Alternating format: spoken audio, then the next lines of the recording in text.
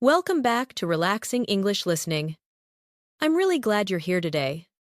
Find a comfortable position, take a slow breath, and allow yourself to relax. For the next few minutes, you don't need to worry about grammar rules. You don't need to memorize long vocabulary lists. And you definitely don't need to speak perfectly. You simply need to listen. Little by little, sentence by sentence, your English will become more natural. Many English learners have the same frustration. Maybe you know hundreds of words. Maybe you've studied English for years. Maybe you can understand English when you read it. But when real people start talking, everything suddenly feels faster. The words seem to connect together. The pronunciation sounds different. And sometimes you think, I know these words. So why can't I understand this conversation? If you've ever felt that way, you're not alone. Today, we're going to practice English differently. We're going to experience it through real-life situations. You'll hear useful phrases, natural conversations, and everyday English that native speakers actually use. By the end of this lesson, you'll not only understand more English, but you'll also start noticing patterns that make conversations feel easier. And something interesting happens when you do this consistently. You stop translating. You start understanding. You stop searching for perfect grammar. You start communicating. If you're listening right now while relaxing, studying, commuting, or getting ready for your day, stay with me all the way through because each conversation will gradually become more natural, more realistic, and more useful. Let's begin. Imagine you are waking up on a Monday morning. The room is quiet. The sunlight is slowly coming through the curtains. For a moment, everything feels peaceful. Then your alarm rings. You reach for your phone. 2:10 a.m. You stare at the ceiling for a few seconds. Your brain is awake. Your body isn't quite there yet. And a familiar thought appears. I could use some coffee. Listen carefully. I could use some coffee. Repeat after me slowly. I could use some coffee. Again. I could use some coffee. Now say it more naturally. I could use some coffee. Excellent. This next phrase is extremely common. Native speakers use it every day. Notice that it doesn't mean you desperately need coffee. It simply means coffee sounds like a very good idea right now. Most learners sound too formal here. They might say, I want coffee. That's correct. But here's a more natural response. I could use some coffee. Let's take it one step deeper. Basic English. I want coffee. Natural English. I could use some coffee. Advanced English. I could really use some coffee this morning. Listen carefully. I could really use some coffee this morning. Repeat after me slowly. I could really use some coffee this morning. Now say it again more naturally. I could really use some coffee this morning. Very good. Every small sentence you repeat is training your brain to think in English. That's where real progress begins. A few minutes later, you walk into the kitchen. The floor feels cool beneath your feet. The coffee machine hums softly. You open the refrigerator. Almost empty. You laugh quietly. Looks like grocery shopping is happening later today.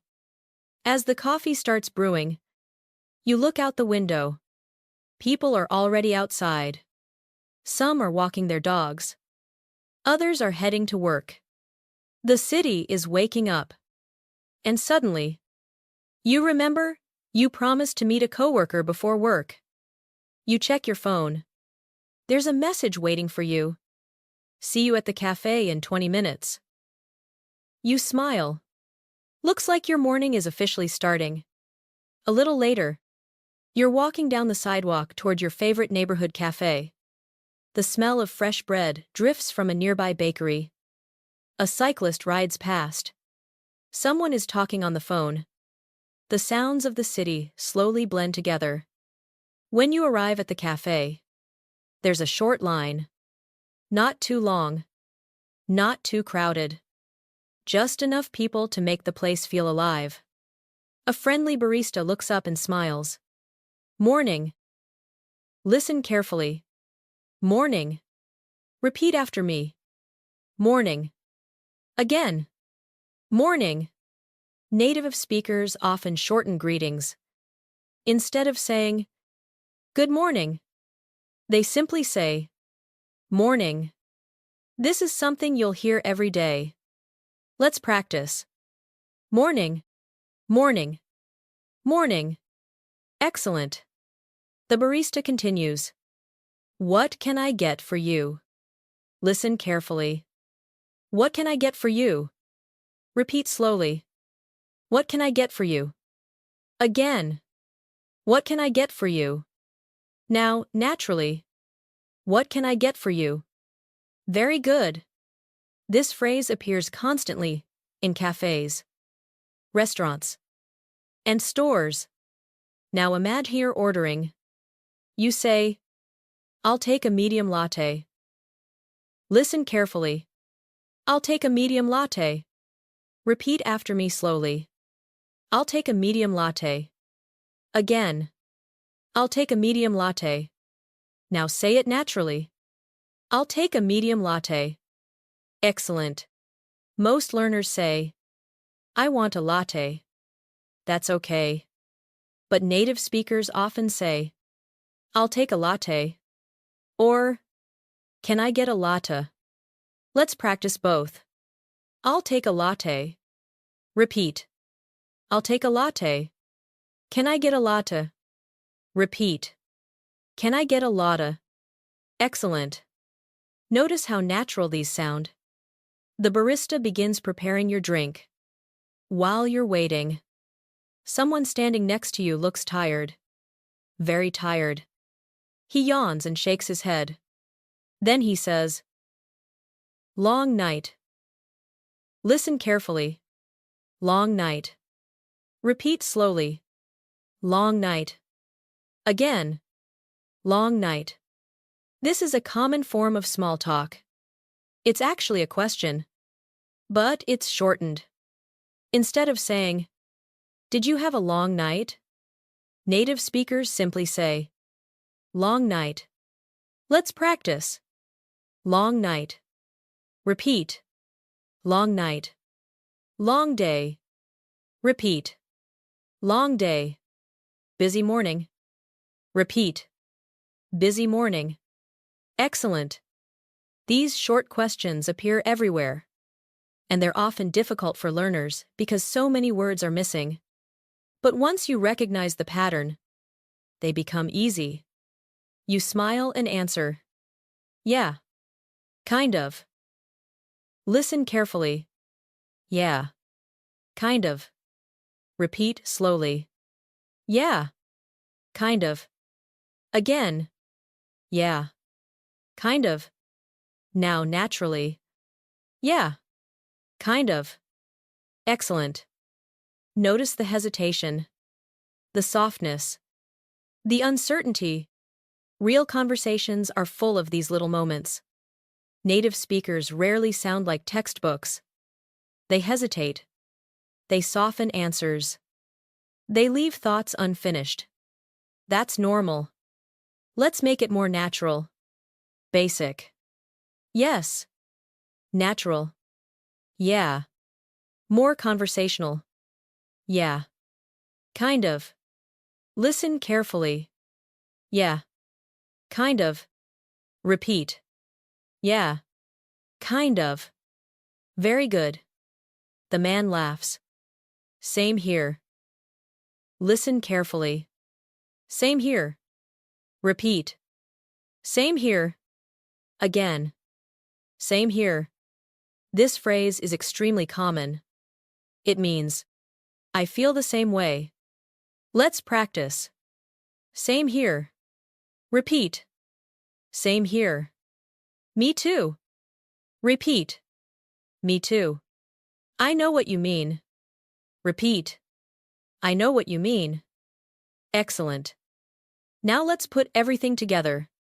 Listen to this short conversation. Long night. Yeah.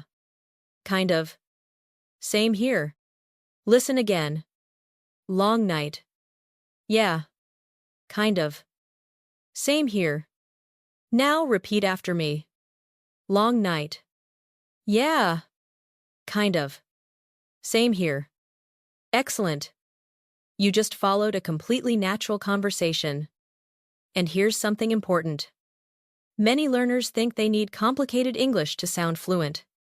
They don't. They need natural English. That's different. Your drink is ready. The barista places it on the counter. You pick it up and take your first sip. It's warm. Comforting. Exactly what you needed.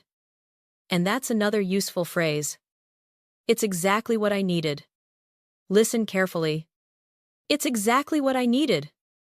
Repeat slowly. It's exactly what I needed. Again. It's exactly what I needed. Now naturally. It's exactly what I needed. Excellent. Let's upgrade it. Basic. This is good. Natural. It's exactly what I needed. Advanced. Honestly. This is exactly what I needed this morning. Listen carefully. Honestly. This is exactly what I needed this morning. Repeat after me slowly. Honestly. This is exactly what I needed this morning. Now say it again with emotion. Honestly. This is exactly what I needed this morning. Very good. Can you feel the difference? You're not just learning English. You're learning how people actually express themselves. Before we continue, let's do a quick speaking activation. Now it's your turn. Think about your own morning. What did you do today? Create one simple sentence in your mind.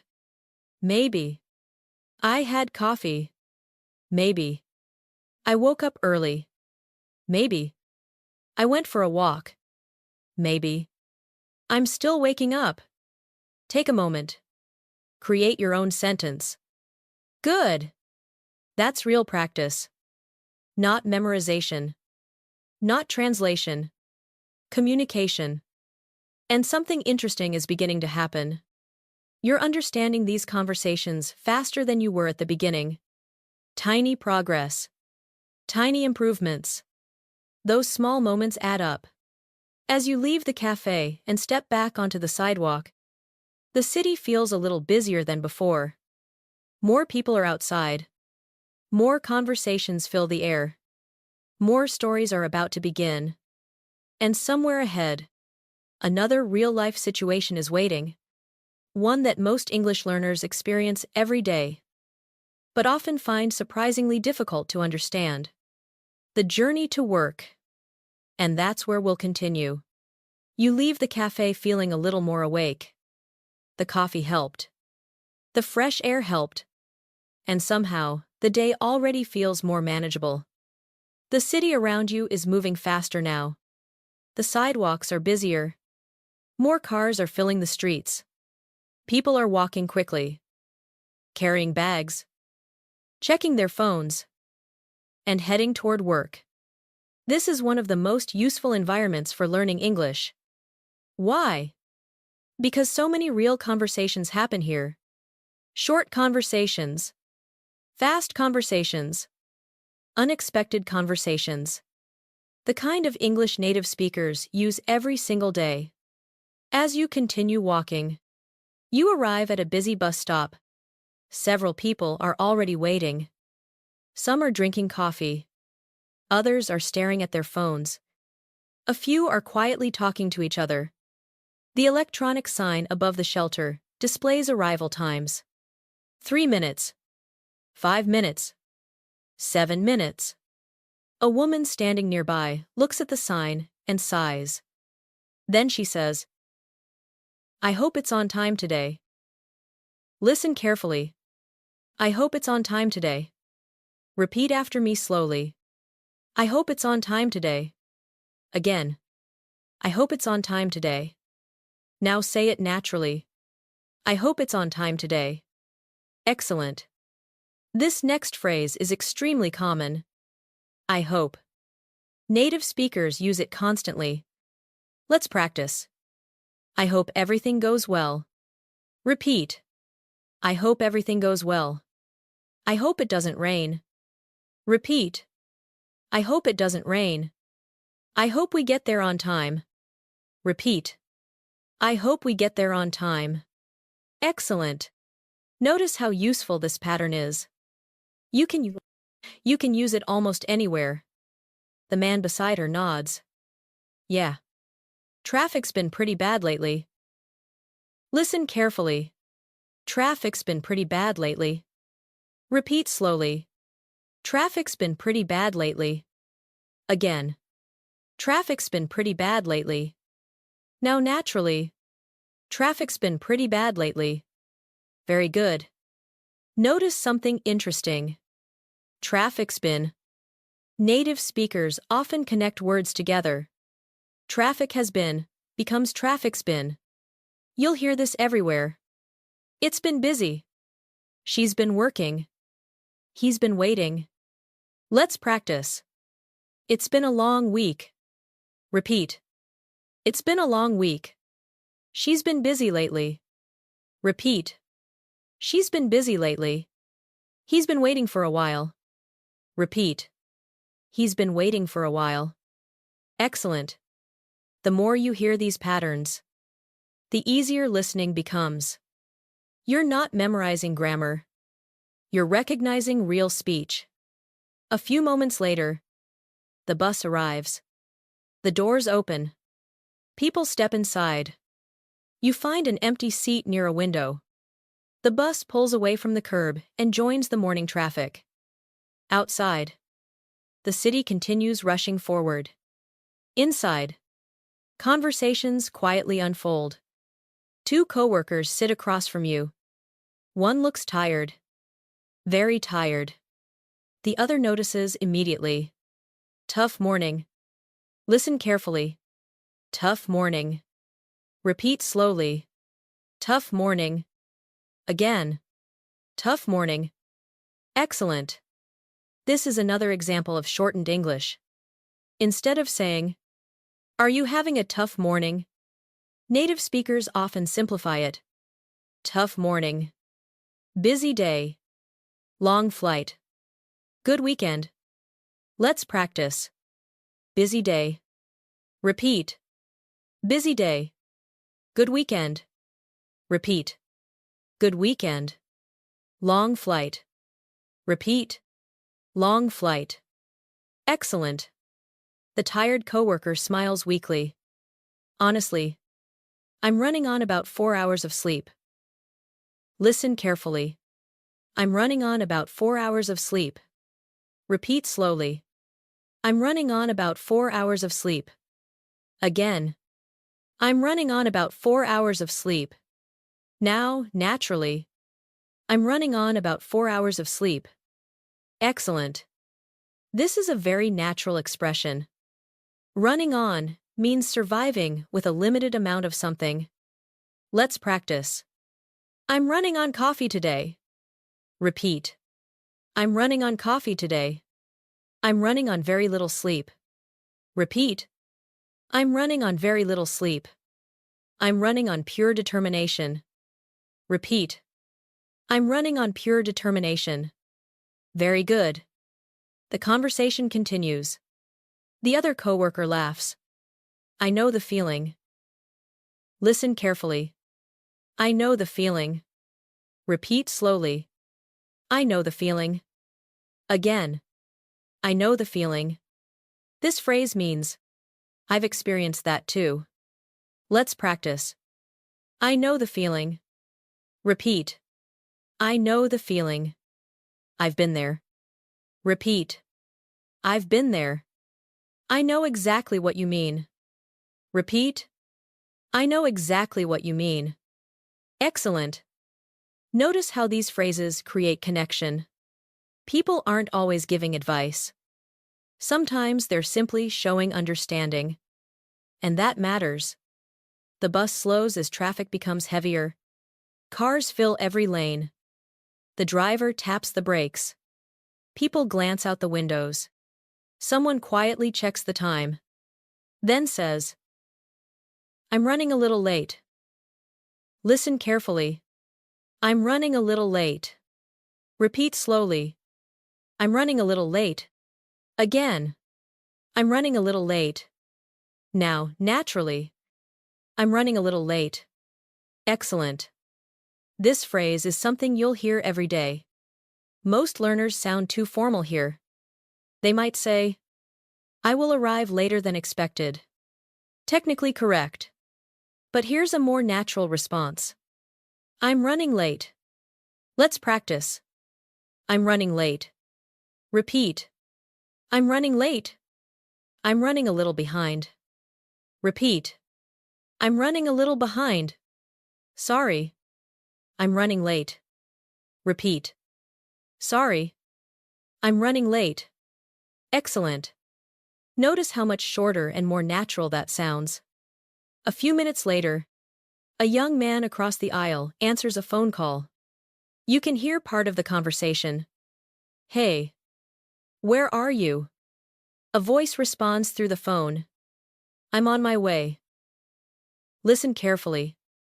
"I'm on my way." Repeat slowly. "I'm on my way." Again. "I'm on my way." Now naturally. "I'm on my way." Excellent. This next phrase is extremely common. Native speakers use it constantly. Let's practice. "I'm on my way." Repeat. "I'm on my way." "I'll be there soon." Repeat. "I'll be there soon." "I'm almost there." Repeat. "I'm almost there." Very good. Now let's make it more natural. Imagine your friend texts you. "Where are you?" You answer, "I'm on my way. I'll be there in about 10 minutes." Listen carefully. "I'm on my way. I'll be there in about 10 minutes." Repeat after me. "I'm on my way. I'll be there in about 10 minutes." Excellent. Can you feel the progression? The sentences are getting longer, but they're still easy to understand. That's intentional. The goal isn't difficult English. The goal is useful English. The bus continues downtown. More people get on. More people get off. The atmosphere constantly changes. A woman near the front accidentally bumps into another passenger. Immediately, she says, "My bad." Listen carefully. "My bad." Repeat slowly. "My bad." Again. "My bad." Now naturally. "My bad." Excellent. This phrase is extremely common. It means, "That was my mistake." Let's practice. "My bad." Repeat. "My bad." "Sorry about that." Repeat. "Sorry about that." "My mistake." Repeat. "My mistake." Excellent. Most textbooks don't teach this phrase, but native speakers use it all the time. Let's create a mini conversation.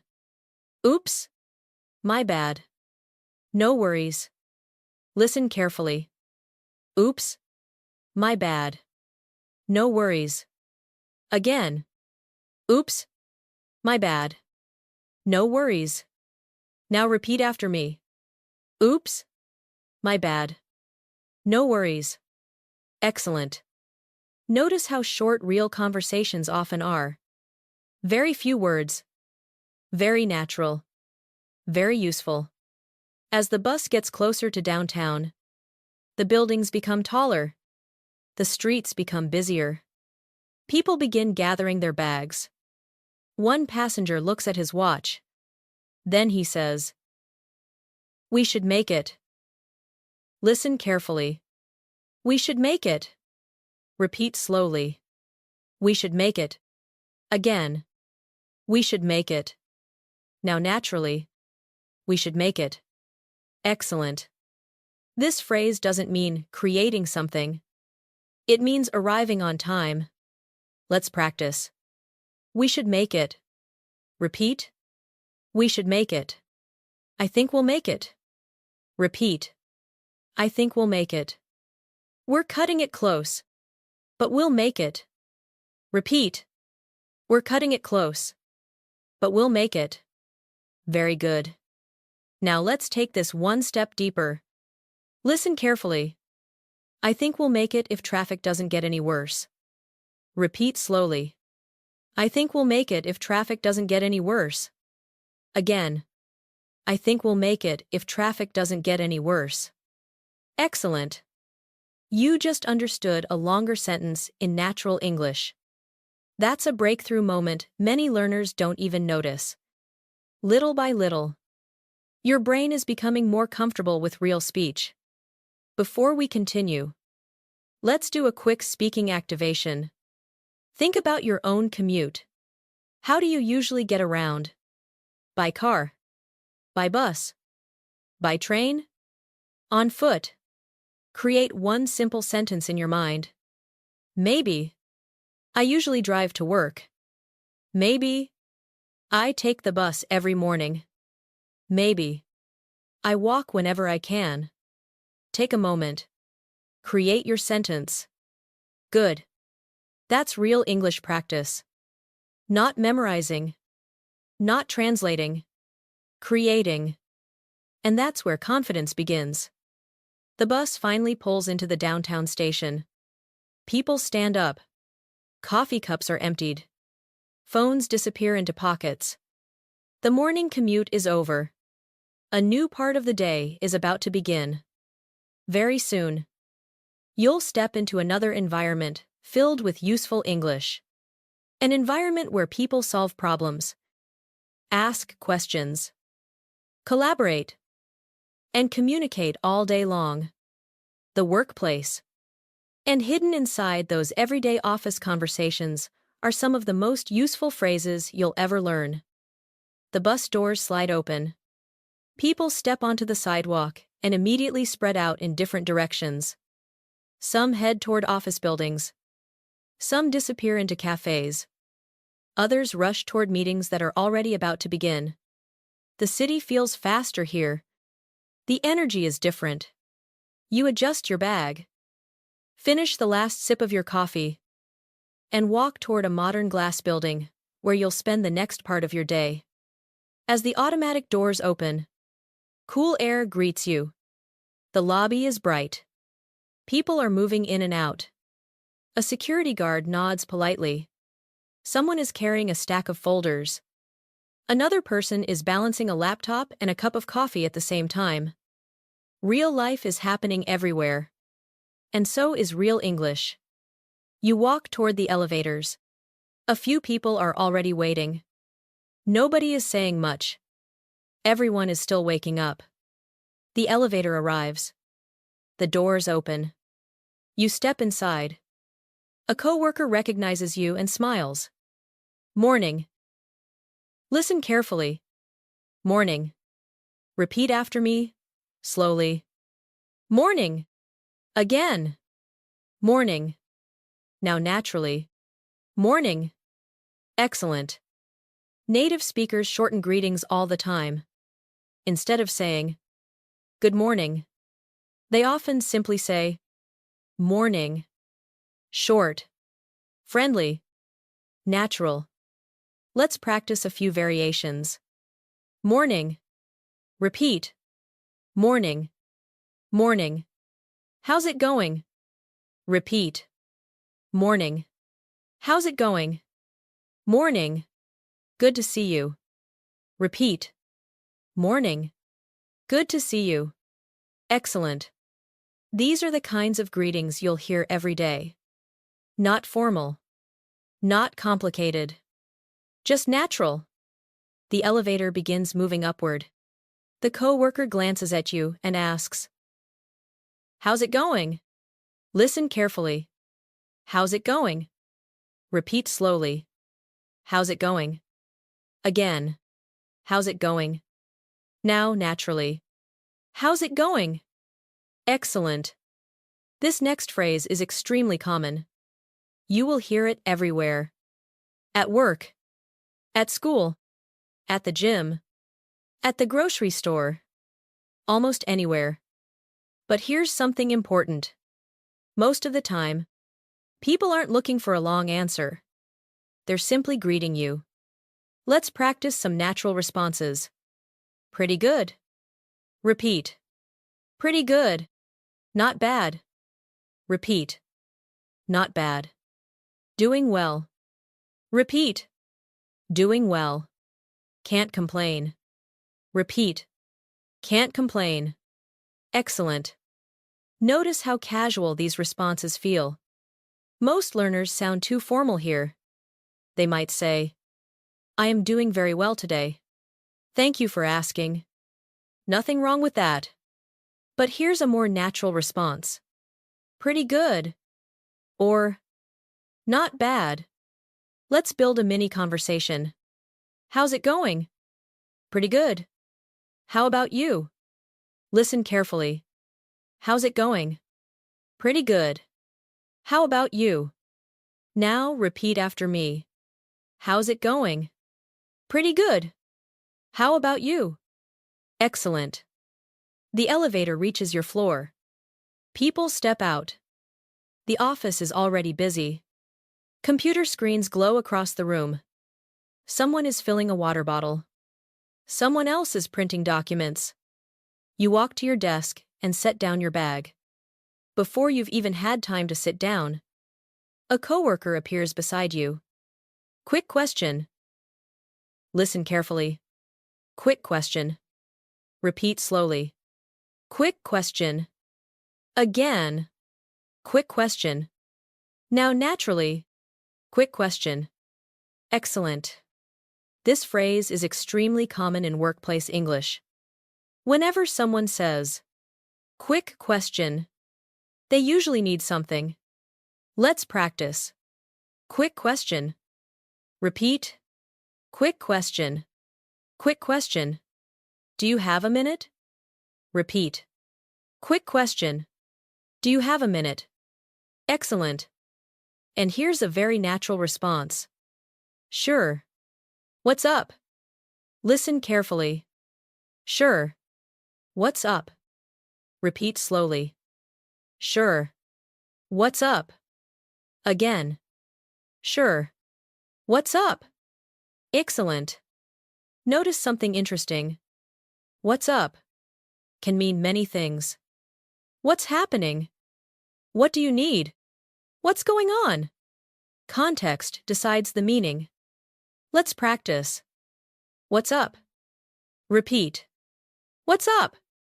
Sure. What's up? Repeat. Sure. What's up? Very good. Your coworker continues. Did you see Sarah's email? Listen carefully. Did you see Sarah's email? Repeat slowly. Did you see Sarah's email? Again. Did you see Sarah's email? Now naturally. Did you see Sarah's email? Excellent. Now pay attention to something important. Native speakers often connect these sounds. Did you? Becomes didja. You may hear didja see Sarah's email? This is one reason real English feels difficult. The words don't disappear. They simply connect together. Listen carefully. Didja see Sarah's email? Repeat slowly. Didja see Sarah's email? Again. Didja see Sarah's email? Excellent. The more you notice these patterns, the easier listening becomes. You answer. Yeah. I saw it. Listen carefully. Yeah. I saw it. Repeat. Yeah. I saw it. Again. Yeah. I saw it. Excellent. Simple. Natural. Useful. Your coworker sighs. Good. I wasn't sure if everyone got it. Listen carefully. I wasn't sure. Repeat slowly. I wasn't sure. Again. I wasn't sure. Excellent. This phrase appears constantly in conversations. Let's practice. I wasn't sure. Repeat. I wasn't sure. I'm not sure. Repeat. I'm not sure. I'm pretty sure. Repeat. I'm pretty sure. Excellent. These small phrases are everywhere in natural English. A few minutes later, you open your laptop and begin working. Emails, messages, schedules. The day is officially underway. Across the room, two coworkers are discussing a project. One says, "Do we have everything we need?"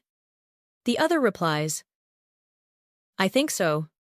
But let me check." Listen carefully. Let me check. Repeat slowly. Let me check. Again. Let me check. Now naturally. Let me check. Excellent. This phrase is something you'll hear every day. Let's practice a few variations. Let me check. Repeat. Let me check. Let me see. Repeat. Let me see. Let me think. Repeat. Let me think. Excellent. Native speakers use these phrases to create a small pause before answering. They're buying time. Thinking. Processing. Responding naturally. Let's make it more natural. I'm not completely sure. Let me check. Listen carefully. I'm not completely sure. Let me check. Repeat after me. I'm not completely sure. Let me check. Very good. Notice how natural that sounds. A few minutes later, your manager walks into the room. People immediately become a little more focused. The manager smiles. Good news. Immediately, everyone's attention shifts. Listen carefully. Good news. Repeat slowly. Good news. Again. Good news. Excellent. People naturally react to positive information. One coworker asks, "What's the good news?" Listen carefully. What's the good news? Repeat. What's the good news? Again. What's the good news? Excellent. The manager explains. The client approved the proposal. Suddenly, the room feels lighter. Someone says, "That's great." Listen carefully. That's great. Repeat slowly. That's great. Again. That's great. Excellent. Simple reactions like this are incredibly important. Native speakers use them constantly. Let's practice. That's great. Repeat. That's great. That's awesome. Repeat. That's awesome. That's fantastic. Repeat. That's fantastic. Excellent. Notice how emotional reactions help conversations feel human. Without reactions, conversations feel robotic. With reactions, conversations feel alive. The morning continues. The office becomes busier. Phones ring. Conversations start and stop. The rhythm of work fills the room. A coworker walks quickly past your desk, carrying a stack of papers. She pauses for a second and says, "Sorry. It's been a crazy morning." Listen carefully. It's been a crazy morning. Repeat slowly. It's been a crazy morning. Again. It's been a crazy morning. Now naturally. It's been a crazy morning. Excellent. Native speakers use crazy all the time. Not necessarily meaning bad. Just busy. Unexpected. Stressful. Let's practice. It's been a crazy day. Repeat. It's been a crazy day. It's been a crazy week. Repeat. It's been a crazy week. Things have been crazy lately. Repeat. Things have been crazy lately. Excellent. Now, let's take this one step deeper. Listen carefully. Honestly, it's been a crazy morning. But we're making progress. Repeat slowly. Honestly, it's been a crazy morning. But we're making progress. Again. Honestly, it's been a crazy morning. But we're making progress. Excellent. Did you notice something? You just understood a much longer sentence. And you probably understood it without translating every word. That's important. That's one of those breakthrough moments many learners miss. Your brain is beginning to process ideas instead of individual vocabulary. That's how fluent listening develops. Little by little. Conversation by conversation. Before we continue, let's do a quick speaking activation. Think about your own workday or school day. What's one thing you're working on right now? Create one sentence in your mind. Maybe. I'm working on a project. Maybe. I'm working on my English. Maybe. I'm working on staying organized. Take a moment. Create your sentence. Good. That's real communication. That's real progress. And every sentence you create makes the next one easier. As the morning moves closer to lunchtime, people begin talking less about work and more about food. Someone mentions tacos. Someone else mentions sandwiches. A few coworkers are already deciding where to go. The atmosphere starts changing. The serious energy of the morning begins fading. A more social energy takes its place. And hidden inside those lunch conversations are some of the most common phrases native speakers use every single day. That's exactly where we're heading next. The morning has moved quickly. Emails have been answered. Meetings have started. Projects are moving forward. The office still feels busy. But something is beginning to change. People are checking the time more often. Someone closes a spreadsheet. Someone stretches in their chair. Another person glances toward the window and says, I can't wait for lunch. Listen carefully. I can't wait for lunch. Repeat after me slowly.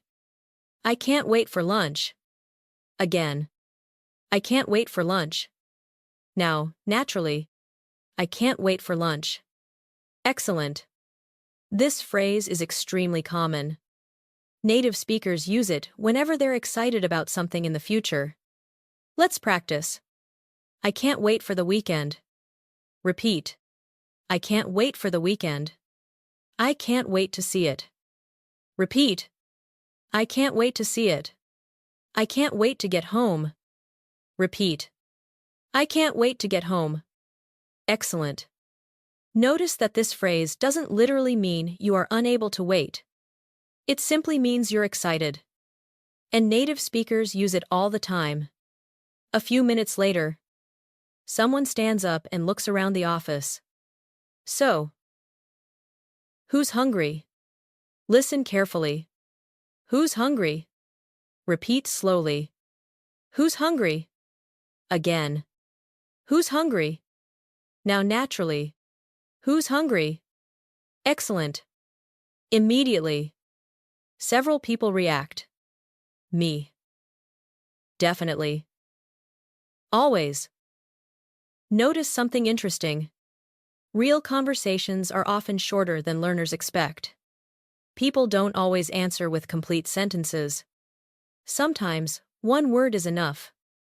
Let's practice. Who's hungry? Me.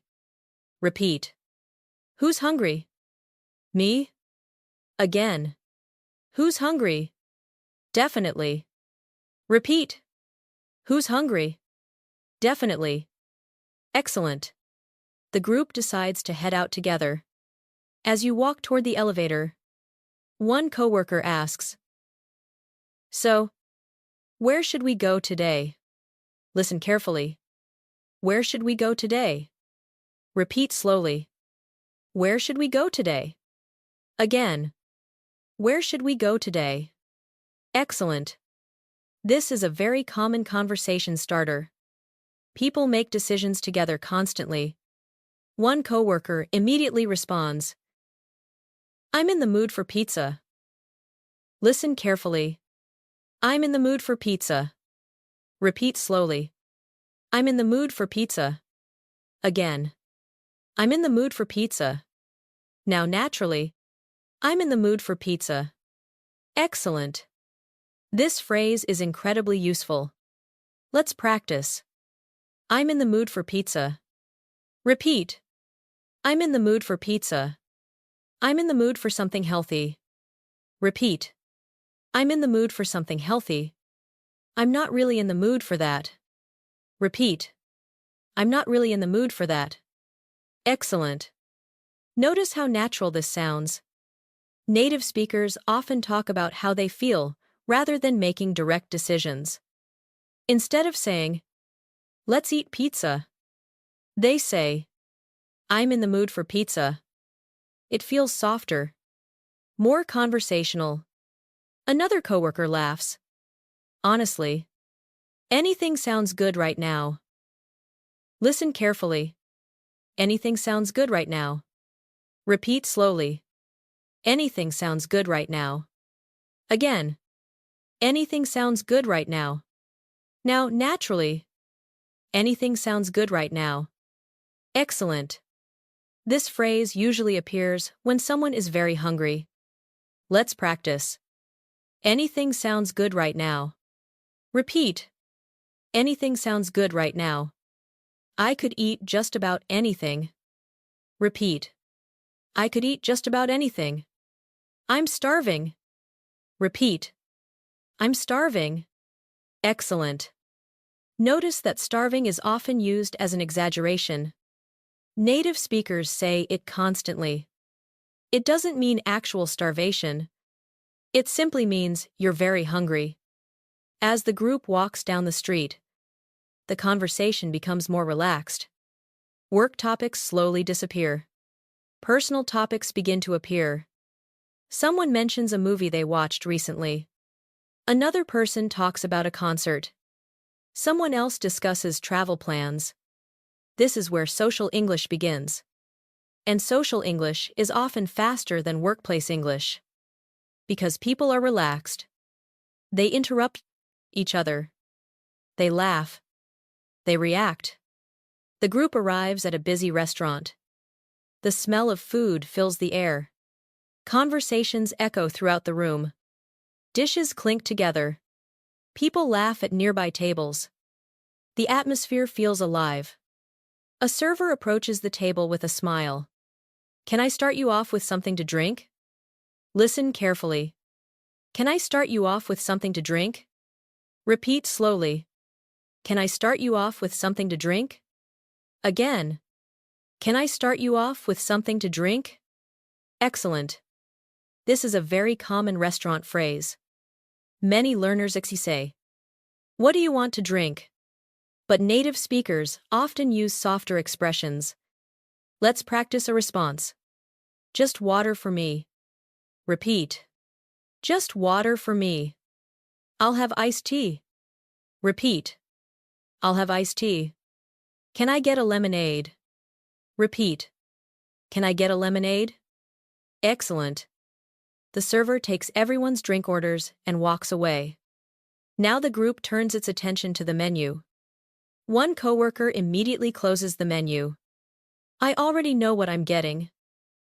Listen carefully. I already know what I'm getting. Repeat slowly. I already know what I'm getting.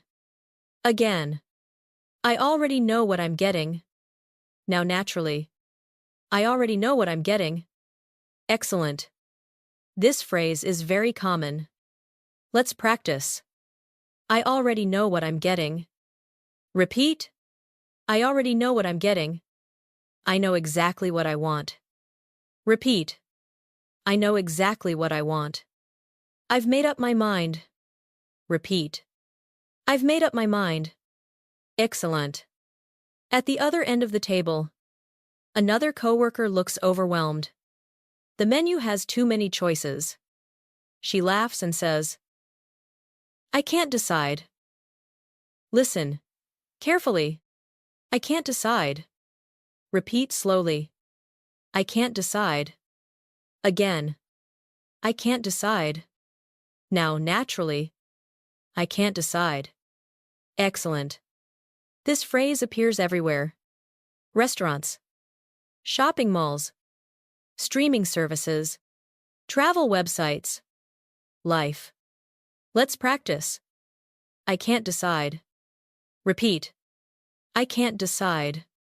Everything looks good. Repeat. Everything looks good. I'm torn between two things. Repeat. I'm torn between two things. Excellent. Native speakers often think out loud. They don't always know the answer immediately. That uncertainty makes conversations sound real. The server returns. Everyone begins ordering. One person says, I'll take the grilled chicken. Another says, I'll have the pasta. A third person points at a picture and says, That looks amazing. Listen carefully. That looks amazing. Repeat slowly. That looks amazing. Again. That looks amazing. Now naturally. That looks amazing. Excellent. Native speakers constantly use looks when giving first impressions. Let's practice. That looks amazing. Repeat. That looks amazing. That looks delicious. Repeat. That looks delicious. That looks really good. Repeat. That looks really good. Excellent.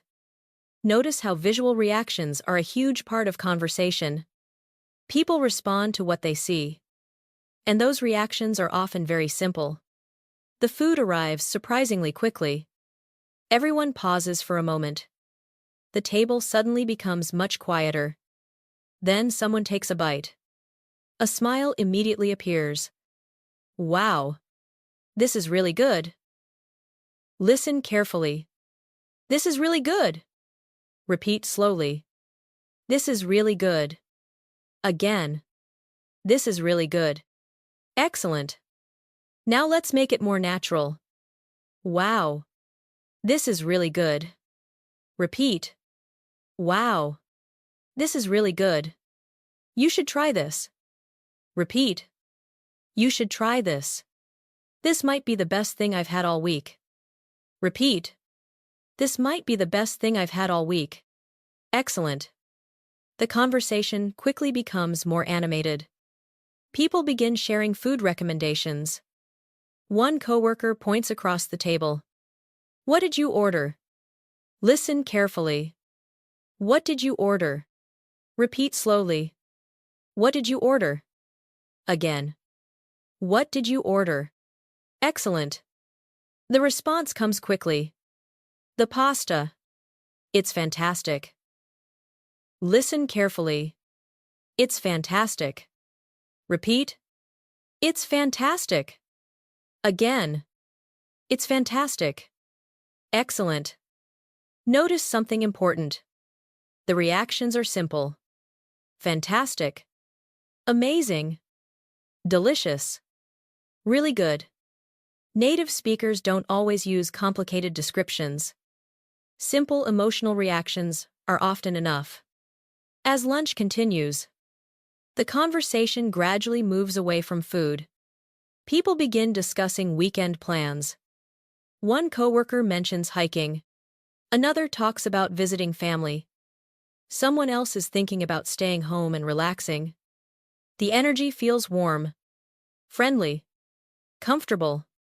A coworker suddenly asks, Any plans for the weekend? Listen carefully. Any plans for the weekend? Repeat slowly. Any plans for the weekend? Again. Any plans for the weekend? Now naturally. Any plans for the weekend? Excellent. This question appears constantly in social conversations. And before hearing anyone else's answer, think about your own. What would you say? Maybe. I'm meeting some friends. Maybe. I'm going hiking. Maybe. I'm staying home. Maybe. I haven't decided yet. Take a moment. Create your own sentence. Good. That's real communication. That's real practice. You're not memorizing. You're participating. And that's exactly how confidence develops. Little by little. Conversation by conversation. As lunch comes to an end, people begin finishing their drinks. Phones come back out. The lunch crowd starts thinning.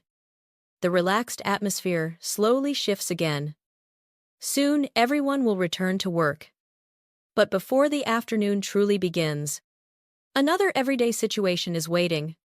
A situation where people compare options, make decisions, ask for opinions, and change their minds repeatedly. Shopping. And hidden inside those everyday shopping conversations are some of the most useful English phrases you'll ever learn. The lunch break passes quickly. The conversations slowly fade. People gather their belongings. Coffee cups are thrown away. Chairs slide back under tables. And before long, everyone is heading back toward work. The afternoon continues. Emails arrive. Meetings happen. Tasks are completed. Hours pass. Then, finally, the workday comes to an end. You shut down your computer. Pick up your bag. Stretch your shoulders. And step outside. The air feels different now. The afternoon sunlight is softer. The pace of the city has changed. People are leaving offices. Restaurants are beginning to fill. Stores are becoming busier. The day isn't over yet. In many ways, another part of it is just beginning.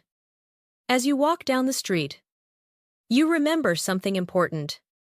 You need to buy a few things before going home. Maybe groceries. Maybe clothes. Maybe a gift. Whatever it is, a quick stop at the shopping center seems like a good idea. A few minutes later, you step inside a large shopping mall. Bright lights shine overhead. Music plays softly through hidden speakers. People move in every direction. Families, couples, friends, tourists. Everyone seems to be looking for something. And shopping creates some of the most useful English conversations you'll ever hear. As you enter a clothing store, an employee smiles and walks toward you. Hi there. Can I help you find anything? Listen carefully. Can I help you find anything? Repeat after me slowly. Can I help you find anything? Again. Can I help you find anything? Now naturally. Can I help you find anything? Excellent. This phrase is extremely common. You'll hear it in stores everywhere. Now listen to a natural response. Just looking. Thanks. Repeat slowly. Just looking. Thanks. Again. Just looking. Thanks. Excellent. This response is short, polite, natural. Most native speakers use it all the time. Let's practice the conversation. Can I help you find anything? Just looking. Thanks. Listen again. Can I help you find anything? Just looking. Thanks. Now repeat after me. Can I help you find anything? Just looking. Thanks. Excellent. You continue walking through the store. A jacket catches your attention. You stop. Pick it up. And look at it more closely. The color is nice. The material feels comfortable. But you're not completely sure. You think for a moment. Then, imagine asking a friend, "What do you think?" Listen carefully. What do you think? Repeat slowly. What do you think? Again. What do you think? Now naturally. What do you think? Excellent. This phrase appears everywhere in English conversations. People ask for opinions constantly. Let's practice. What do you think? Repeat.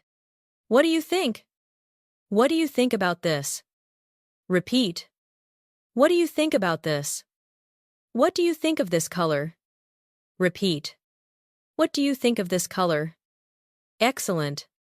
Imagine your friend looks at the jacket and smiles. It looks good on you. Listen carefully. It looks good on you. Repeat slowly. It looks good on you. Again. It looks good on you. Now, naturally. It looks good on you. Excellent. This phrase is extremely common when talking about clothes. Let's practice. It looks good on you. Repeat.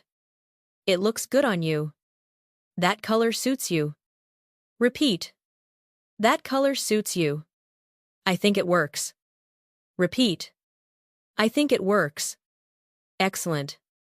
Notice how native speakers often give opinions gently. Not. Buy it. Instead. It looks good on you. I think it works. That color suits you. The language feels softer. More natural. More conversational. A moment later. Your friend tilts her head slightly. Then says, maybe try the blue one. Listen carefully. Maybe try the blue one. Repeat slowly. Maybe try the blue one. Again. Maybe try the blue one. Excellent. This is another very natural pattern. Native speakers often suggest alternatives, rather than directly disagreeing. Let's create a conversation. What do you think? It looks good on you. Maybe try the blue one. Listen again. What do you think? It looks good on you. Maybe try the blue one. Now repeat after me. What do you think? It looks good on you? Maybe try the blue one. Excellent. You decide to try both jackets. A few minutes later, you come out of the fitting room wearing the blue one. Your friend immediately smiles. Oh, I like this one better. Listen carefully. I like this one better. Repeat slowly. I like this one better. Again. I like this one better. Now naturally. I like this one better. Excellent. Comparisons are everywhere in shopping conversations. Let's practice. I like this one better. Repeat. I like this one better. This one's nicer. Repeat. This one's nicer. This feels more comfortable. Repeat. This feels more comfortable. Excellent. Notice how people naturally compare options before making decisions. The decision isn't immediate. There's a process. And that process creates conversation. You glance at the price tag. Then pause. The jacket costs more than expected. A lot more. You quietly say, that's a little expensive. Listen carefully. That's a little expensive. Repeat slowly. That's a little expensive. Again. That's a little expensive. Now naturally. That's a little expensive. Excellent. Notice the phrase, a little. Native speakers often soften opinions. Instead of saying, that's expensive, they say, that's a little expensive. Instead of, it's bad, they say, it's not great. The language feels friendlier. Let's practice. That's a little expensive. Repeat. That's a little expensive. It's a bit pricey. Repeat. It's a bit pricey. I'm not sure it's worth it. Repeat. I'm not sure it's worth it. Excellent. Now let's make it more natural. Honestly. I'm not sure it's worth the price. Listen carefully. Honestly. I'm not sure it's worth the price. Repeat after me. Honestly. I'm not sure it's worth the price. Very good. Native speakers think out loud all the time, and these little comments help conversations feel real. Eventually, you decide not to buy the jacket. At least not today. You smile and say, "I'll think about it." Listen carefully. "I'll think about it." Repeat slowly. "I'll think about it." Again. "I'll think about it." Now naturally, "I'll think about it." Excellent. This phrase is extremely useful. Let's practice.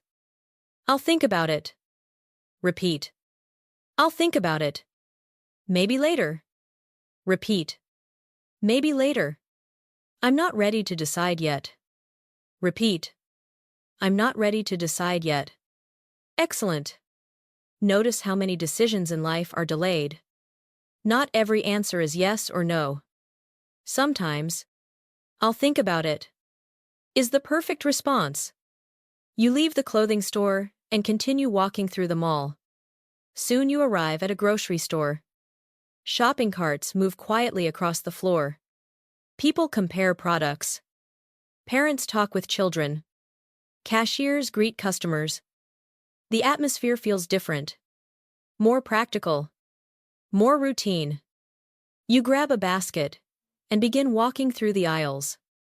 Nearby, a woman picks up a snack and asks her friend, "Have you ever tried this?" Listen carefully. "Have you ever tried this?" Repeat slowly. "Have you ever tried this?" Again. "Have you ever tried this?" Excellent. This phrase appears constantly. Food. Restaurants. Apps. Movies. Books. Experiences. Let's practice. Have you ever tried this? Repeat. Have you ever tried this? Have you seen this before? Repeat. Have you seen this before? Have you heard of it? Repeat. Have you heard of it? Excellent. The friend responds, "Yeah. It's pretty good." Listen carefully. "It's pretty good."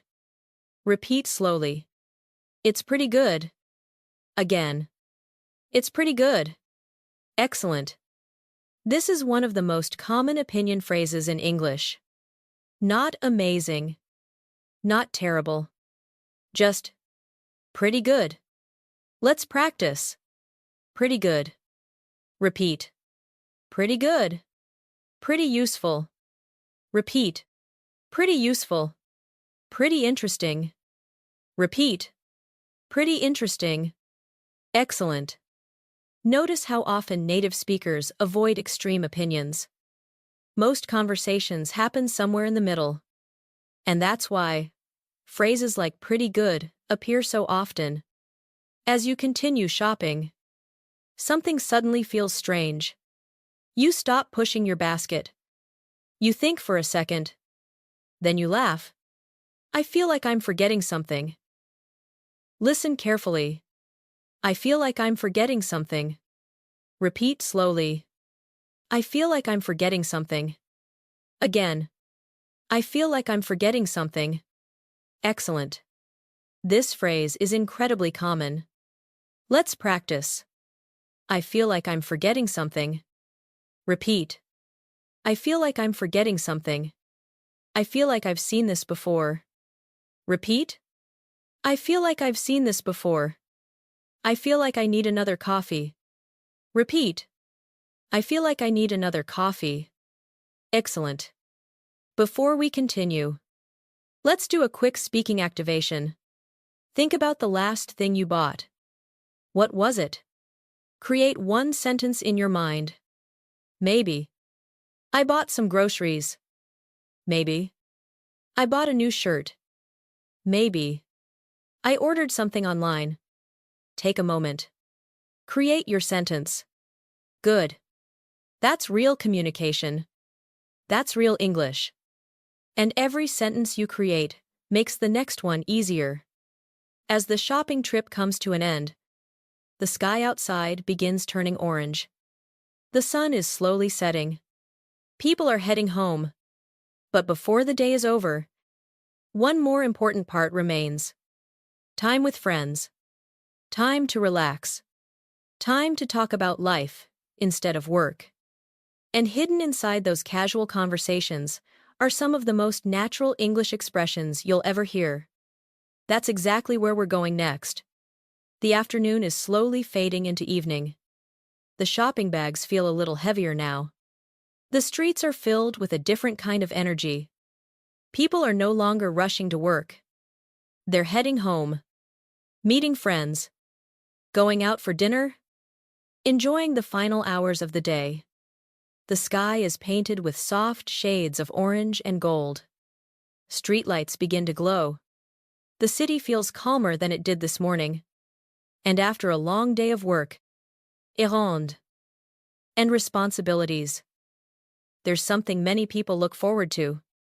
Seeing friends, having a conversation, sharing stories, laughing together. As you leave the shopping center, your phone vibrates. A message appears. We're already here. Take your time. You smile. A few minutes later, you're walking toward a small outdoor cafe downtown. Soft music plays in the background. The weather is comfortable. People sit at tables talking and laughing. The atmosphere feels relaxed, comfortable, human. You spot your friends sitting near the corner of the patio. One of them waves enthusiastically. As you approach the table, someone immediately says, "There you are." Listen carefully. There you are. Repeat after me slowly. There you are. Again. There you are. Now naturally. There you are. Excellent. This phrase is extremely common. Native speakers often use it when someone finally arrives. Let's practice. There you are. Repeat. There you are. We were wondering where you were. Repeat. We were wondering where you were. Glad you made it. Repeat. Glad you made it. Excellent. You sit down and immediately feel more relaxed. One friend smiles and says, "It's been a while." Listen carefully. It's been a while. Repeat slowly. It's been a while. Again. It's been a while. Now naturally. It's been a while. Excellent. This phrase is used whenever people haven't seen each other recently. It could be a week. It could be a month. It could be much longer. Let's practice. It's been a while. Repeat. It's been a while. Yeah. It's been a while. Repeat. Yeah. It's been a while. Wow. It's been a while. Repeat. Wow. It's been a while. Excellent. The conversation continues naturally. Another friend asks, "How have you been?" Listen carefully. How have you been? Repeat slowly. How have you been? Again. How have you been? Now, naturally. How have you been? Excellent. This question is different from, "How are you?" It's asking about a longer period of time. People use it when reconnecting. Let's practice a few responses. Gay. I've been good. Repeat. I've been good. Pretty busy lately. Repeat. Pretty busy lately. Things have been going well. Repeat. Things have been going well. Excellent. Now let's create a natural response. I've been pretty busy lately. But things are going well. Listen carefully. I've been pretty busy lately. But things are going well. Repeat after me. I've been pretty busy lately. But things are going well. Excellent. Notice how natural conversations often include balance. Busy, but good. Tired, but happy. Stressful, but manageable. Life is rarely just one thing. A server arrives and asks if anyone wants another drink. One of your friends immediately says, I could definitely use a coffee. Listen carefully. I could definitely use a coffee. Repeat slowly.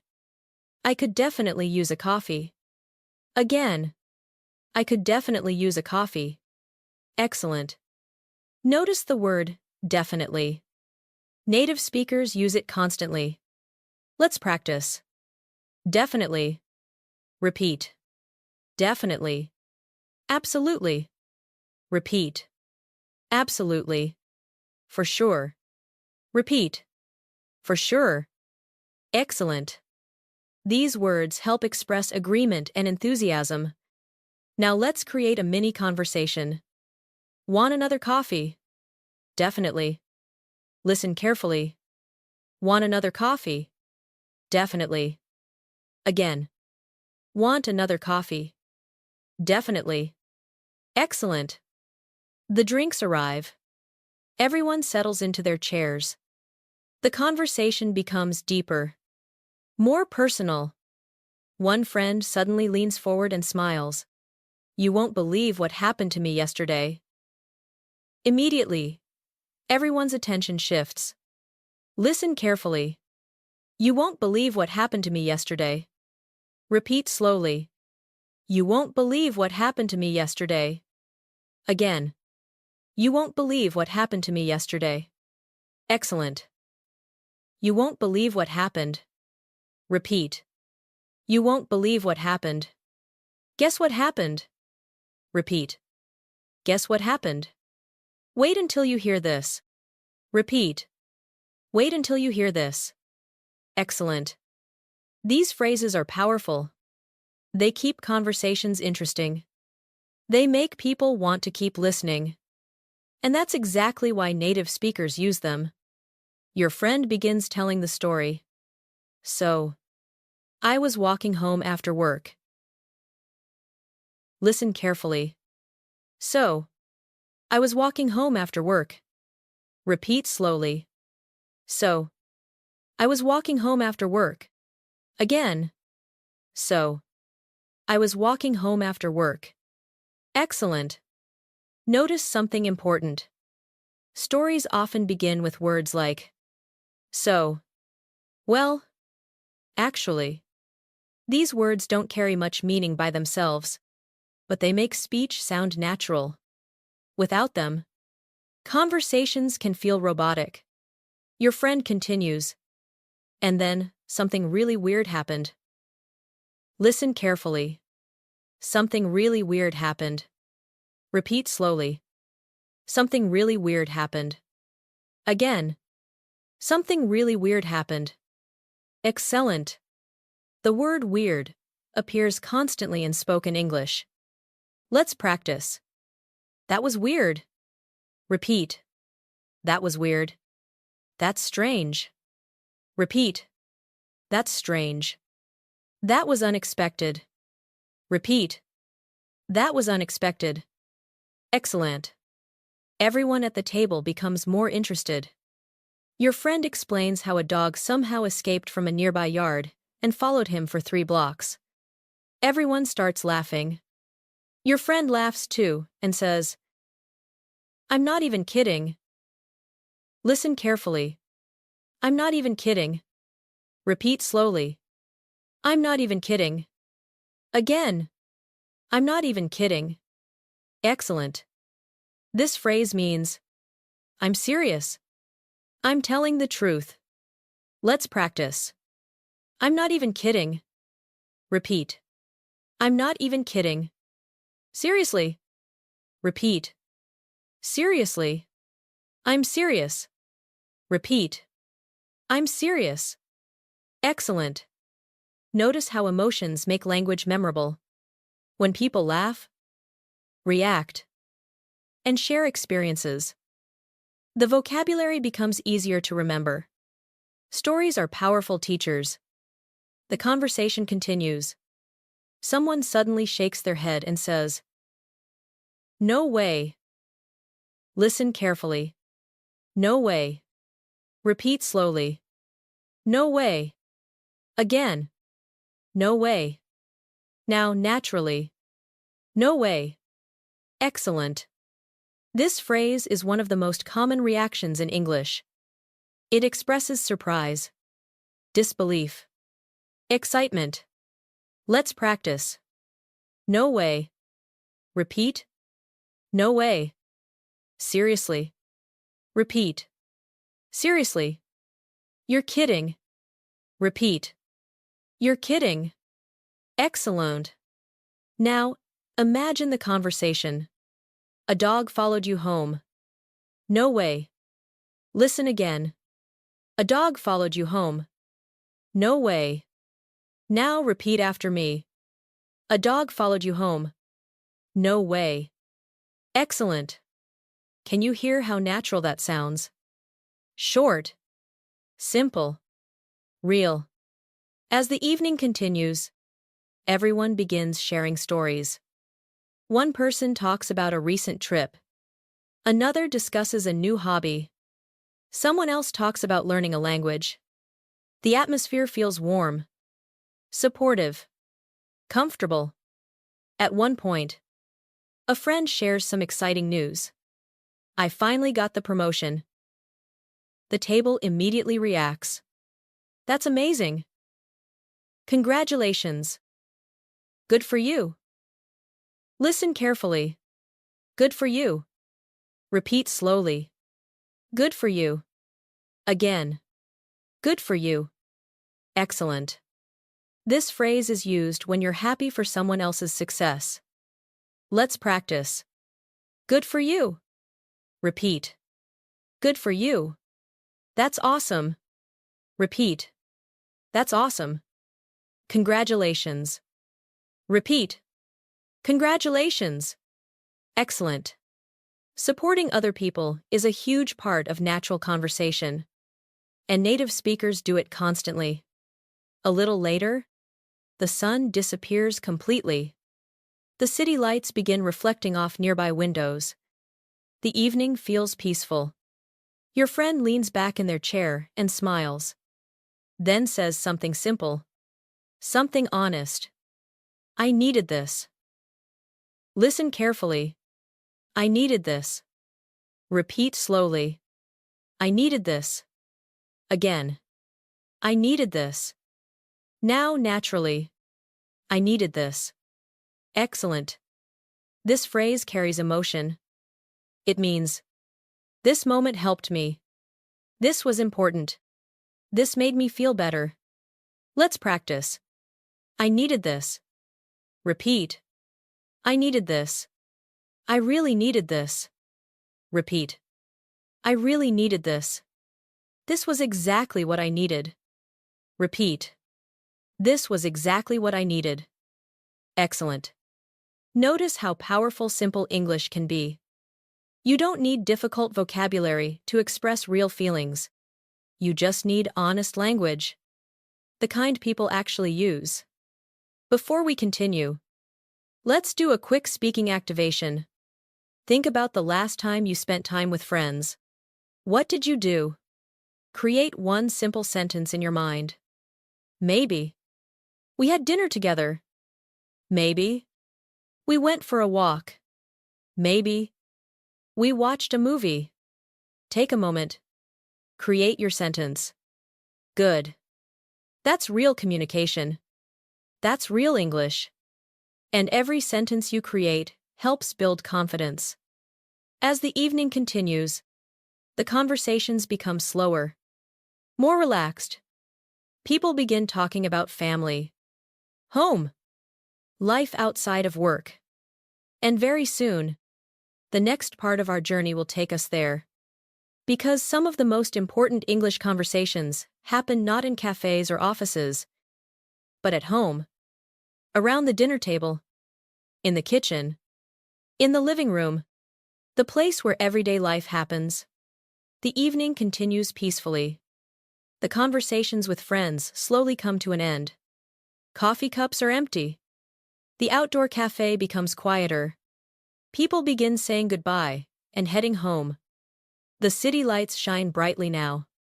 Store windows reflect the movement of passing cars. The air feels cooler than it did a few hours ago. You smile.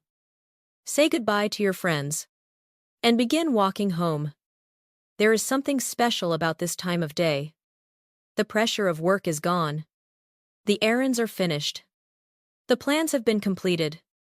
For many people, this is the moment they finally relax. The moment they return home. As you arrive at your front door, you unlock it and step inside. Immediately, everything feels familiar, comfortable, safe. You place your keys on the table, set down your bag, take a deep breath, and suddenly, the busy day feels very far away. From another room, someone calls out, "Hey, you're home." Listen carefully. You're home. Repeat after me slowly. You're home. Again. You're home. Now, naturally. You're home. Excellent. Simple phrases like this are everywhere in family conversations. They're short, warm, natural. You smile and answer. Yeah. I just got in. Listen carefully. I just got in. Repeat slowly. I just got in. Again. I just got in. Now naturally. I just got in. Excellent.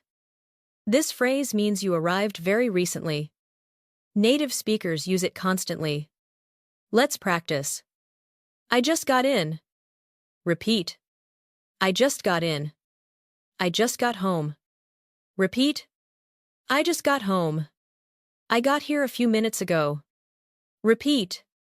I got here a few minutes ago. Excellent. Notice how natural these expressions feel. Nobody says, "I have recently arrived at my residence." Instead, they say, "I just got home." That's real English. As you walk into the kitchen, the smell of dinner fills the air. Something delicious is cooking. A family member is stirring a pot on the stove. Someone else is setting the table. The atmosphere feels calm, relaxed, comfortable. A voice asks, "How was your day?" Listen carefully. How was your day? Repeat slowly. How was your day? Again. How was your day? Now, naturally. How was your day? Excellent. This question appears every day in homes around the world. Let's practice some natural responses. It was good. Repeat. It was good. Pretty busy. Repeat. Pretty busy. Not too bad. Repeat. Not too bad. Excellent. Now let's make it sound even more natural. Pretty busy. But not too bad. Listen carefully. Pretty busy. But not too bad. Repeat after me. Pretty busy. But not too bad. Excellent. Notice something important. Native speakers often combine positive and negative ideas. Busy. But good. Tired. But happy. Stressful. But productive. Life is rarely only one thing. And natural conversations reflect that. As dinner preparations continue, a family member looks over and says, "Could you help me for a second?" Listen carefully. Could you help me for a second? Repeat slowly. Could you help me for a second? Again. Could you help me for a second? Now, naturally. Could you help me for a second? Excellent. This phrase is extremely common. People ask for help all the time. At home. At work. At school. Everywhere. Let's practice a natural response. Sure. Repeat. Sure. What do you need? Repeat. What do you need? Of course. Repeat. Of course. Excellent. Now, let's create a mini conversation. Could you help me for a second? Sure. What do you need? Listen carefully. Could you help me for a second? Sure. What do you need? Now repeat after me. Could you help me for a second? Sure. What do you need? Excellent. Notice how simple these conversations are. And yet they happen every single day. You help carry a few plates to the table. The family begins gathering for dinner. Everyone sits down. The food looks wonderful. For a moment, nobody talks. People are too busy taking their first bite. Then someone smiles and says, "This is really good." Listen carefully. This is really good. Repeat slowly. This is really good. Again. This is really good. Now naturally. This is really good. Excellent. Simple reactions like this are extremely common. Let's practice. This is really good. Repeat. This is really good. This is delicious. Repeat. This is delicious. You should try this. Repeat. You should try this. Excellent. Notice how people naturally share positive experiences. Food is one of the easiest conversation topics in the world. And because of that, food-related English appears everywhere. A few minutes later, someone begins telling a story about their day. Everyone listens. Someone laughs. Someone asks a question. Someone else adds another detail. This is how family conversations usually work. People take turns. They interrupt occasionally. They react. They connect. At one point, a family member suddenly says, "You'll never guess what happened today." Listen carefully. You'll never guess what happened today. Repeat slowly. You'll never guess what happened today. Again. You'll never guess what happened today. Excellent. This phrase creates curiosity immediately. People want to know more. Let's practice. You'll never guess what happened. Repeat. You'll never guess what happened. Guess what happened. Repeat. Guess what happened. Wait until you hear this. Repeat. Wait until you hear this. Excellent. The story continues. Everyone listens closely. Then something surprising happens in the story. A family member immediately reacts. No way. Listen carefully. No way. Repeat slowly. No way. Again. No way. Now naturally. No way. Excellent. This phrase is one of the most common reactions in spoken English. Let's practice. No way. Repeat. No way. Seriously. Repeat. Seriously. You're kidding. Repeat. You're kidding. Excellent.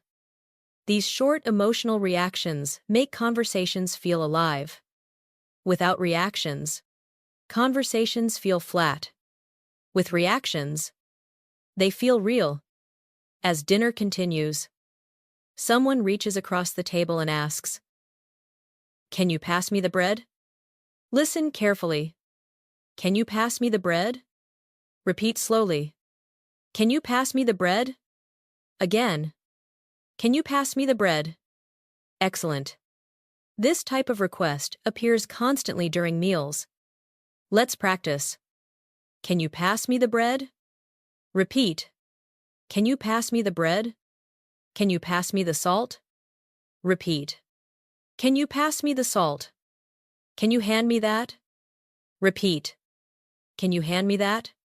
Excellent. Now let's create a conversation. Can you pass me the bread? Sure. Here you go. Listen carefully. Can you pass me the bread? Sure. Here you go. Now repeat after me. Can you pass me the bread? Sure. Here you go. Excellent.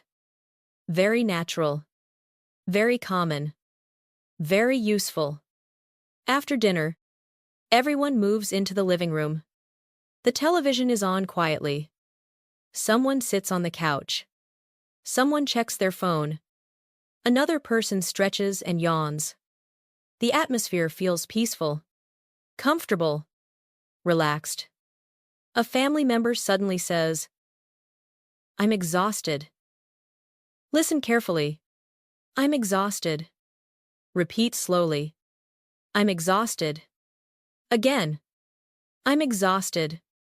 Now, naturally. "I'm exhausted." Excellent. This is a stronger version of "I'm tired." Let's practice. "I'm exhausted." Repeat. "I'm exhausted." "I'm worn out." Repeat. "I'm worn out." "I'm drained." Repeat. "I'm drained." Excellent. Native speakers use these expressions constantly after a long day. A few minutes later, someone picks up the remote control and asks, "What do you want to watch?" Listen carefully. "What do you want to watch?" Repeat slowly. "What do you want to watch?" Again. "What do you want to watch?" Excellent. Immediately, several opinions appear. A comedy, an action movie, a documentary, a TV show. Nobody agrees. Everyone laughs. One person says, "We always do this." Listen carefully. "We always do this." Repeat slowly. "We always do this." Again. "We always do this." Excellent. This phrase is very common. Let's practice. "We always do this." Repeat. "We always do this." "You always say that." Repeat. "You always say that." "He always forgets." Repeat. "He always forgets." Excellent. The discussion continues. Nobody can decide. Finally, someone shrugs and says, "I don't really care." Listen carefully. "I don't really care." Repeat slowly. "I don't really care." Again. "I don't really care." Excellent. This doesn't mean they are upset. It simply means they don't have a strong preference. Let's practice. "I don't really care." Repeat. "I don't really care." "Anything is fine." Repeat. "Anything is fine." "I'm good with whatever." Repeat. "I'm good with whatever." Excellent. Notice how flexible native speakers often are in everyday conversations. Not every opinion is strong. Sometimes people simply go along with the group. Before we continue, let's do a quick speaking activation. Imagine you're relaxing at home right now. What are you doing? Create one sentence in your mind. Maybe. "I'm watching TV." Maybe. "I'm having dinner." Maybe. "I'm listening to English practice." Maybe. "I'm relaxing after work." Take a moment. Create your sentence. Good. That's real communication. That's exactly how confidence develops. One sentence at a time. As the evening grows later, the conversations become quieter. The day feels farther away. Everyone is more relaxed. And soon, attention begins shifting toward something else. Movies, music, entertainment, weekend plans. The fun things people look forward to when their responsibilities are finished. And hidden inside those conversations are dozens of useful expressions that native speakers use every day. That's where we'll go next. The evening feels different now. Dinner is over. The dishes have been washed. The kitchen is quiet again. The lights inside the house are softer than before. Outside, the city continues moving. But from where you are sitting, everything feels calm, comfortable, peaceful. This is the part of the day many people look forward to. The responsibilities are finished. The meetings are over. The errands are done. Now it's time to relax. To enjoy yourself. To watch something interesting. To listen to music. To make plans. To simply enjoy the evening. Imagine you're sitting comfortably on the couch. A warm drink rests on a nearby table. Someone picks up the remote control. The television screen lights up. A streaming service opens. Hundreds of movies and shows appear. And immediately, a familiar problem appears. Too many choices. Someone laughs and says, "There are too many options." Listen carefully. There are too many options. Repeat after me slowly. There are too many options. Again. There are too many options. Now naturally. There are too many options. Excellent. This phrase is incredibly useful. Not just for movies.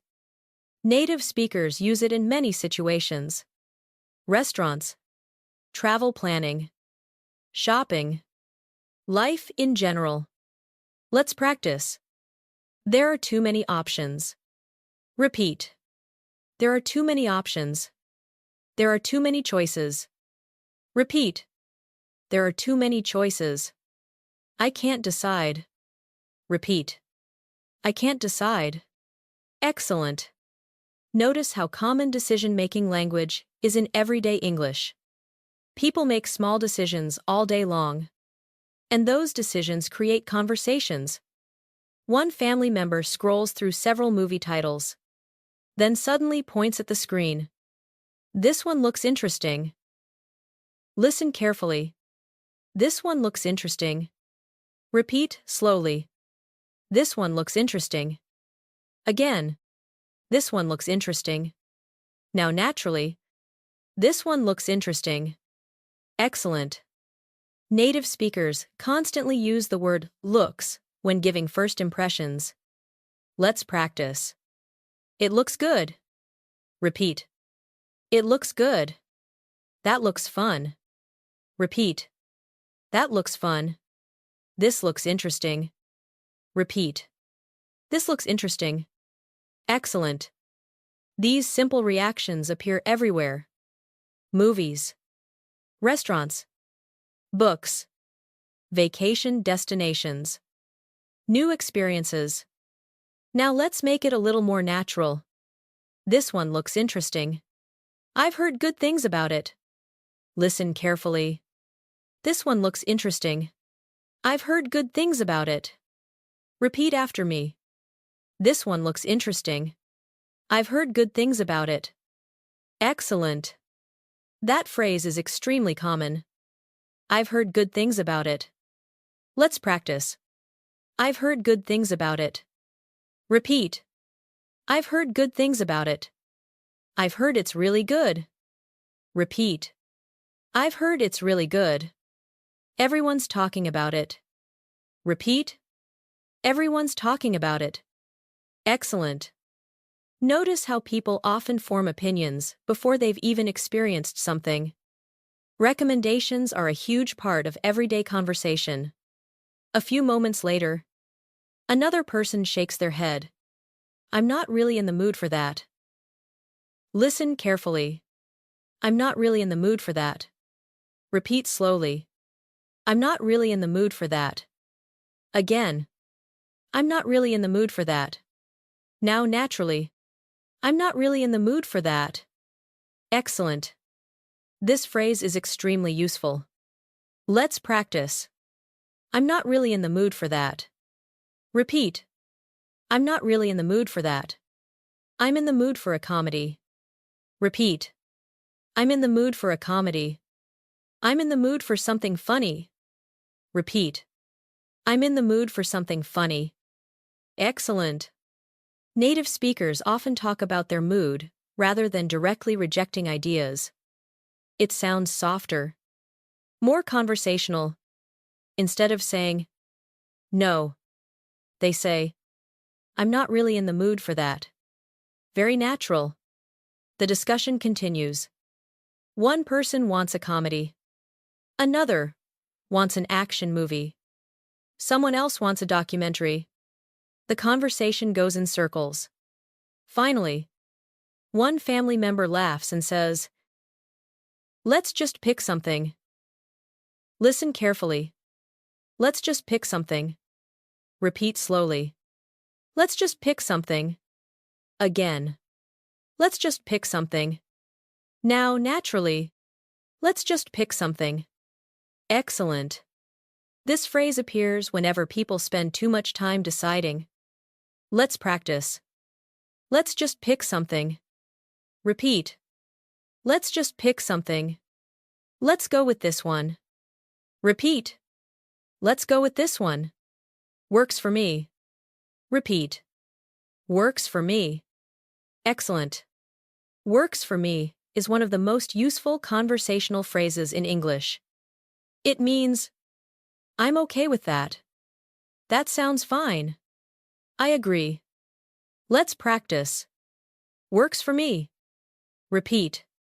Works for me. Sounds good. Repeat. Sounds good. I'm good with that. Repeat. I'm good with that. Excellent. The movie finally begins. Everyone settles into the couch. The room becomes quiet.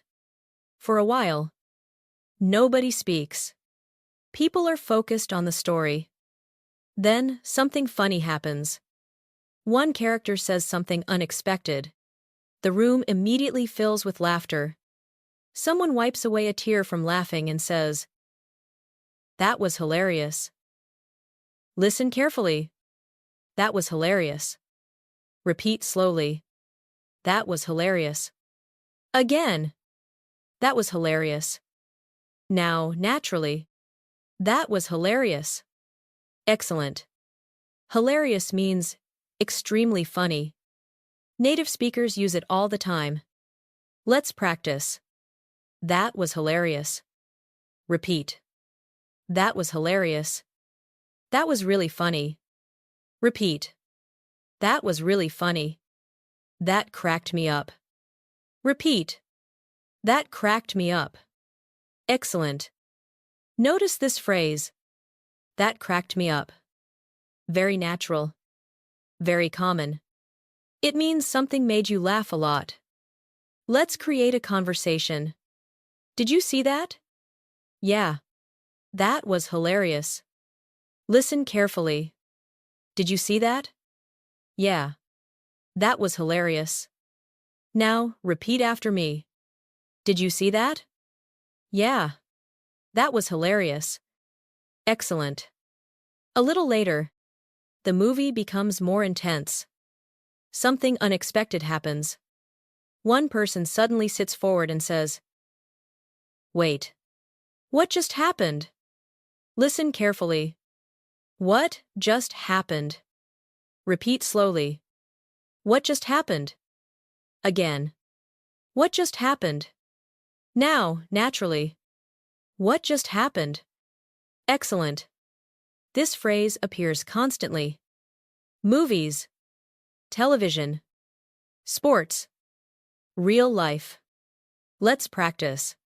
What just happened? Repeat. What just happened? Wait a second. Repeat. Wait a second. Hold on. Repeat. Hold on. Excellent. These reactions help conversations feel natural. People react to surprises, confusion, excitement, shock. And those reactions are often short. Very short. The movie continues. The story becomes more exciting. One person checks their phone. Suddenly their face lights up. They smile and say, "Oh, that's exciting." Listen carefully. That's exciting. Repeat slowly. That's exciting. Again. That's exciting. Now naturally. That's exciting. Excellent. Let's practice. That's exciting. Repeat. That's exciting. That's great news. Repeat. That's great news. Good for you. Repeat. Good for you. Excellent. Positive reactions are everywhere in English. People celebrate each other's successes, even small ones. Eventually, the movie ends. The credits begin rolling. People stretch. Someone yawns. Another person stands up. Then someone says, "That was worth watching." Listen carefully. That was worth watching. Repeat slowly. That was worth watching. Again. That was worth watching. Now naturally. That was worth watching. Excellent. This phrase is extremely useful. Let's practice. Worth watching. Repeat. Worth watching. Worth reading. Repeat. Worth reading. Worth trying. Repeat. Worth trying. Excellent. Native speakers constantly evaluate experiences this way. Worth it. Not worth it. Worth watching. Worth visiting. Worth trying. These phrases appear everywhere. As the television turns off, the conversation naturally changes direction. The evening isn't quite over yet. People begin talking about the weekend. Plans. Trips. Events. Things they're looking forward to. One family member asks, "So, what are we doing this weekend?" Listen carefully. What are we doing this weekend? Repeat slowly. What are we doing this weekend? Again. What are we doing this weekend? Now naturally. What are we doing this weekend? Excellent. This question appears constantly in everyday life. Let's practice. What are you doing this weekend? Repeat. What are you doing this weekend? Any plans this weekend? Repeat. Any plans this weekend? Got anything planned? Repeat. Got anything planned? Excellent. One person smiles immediately.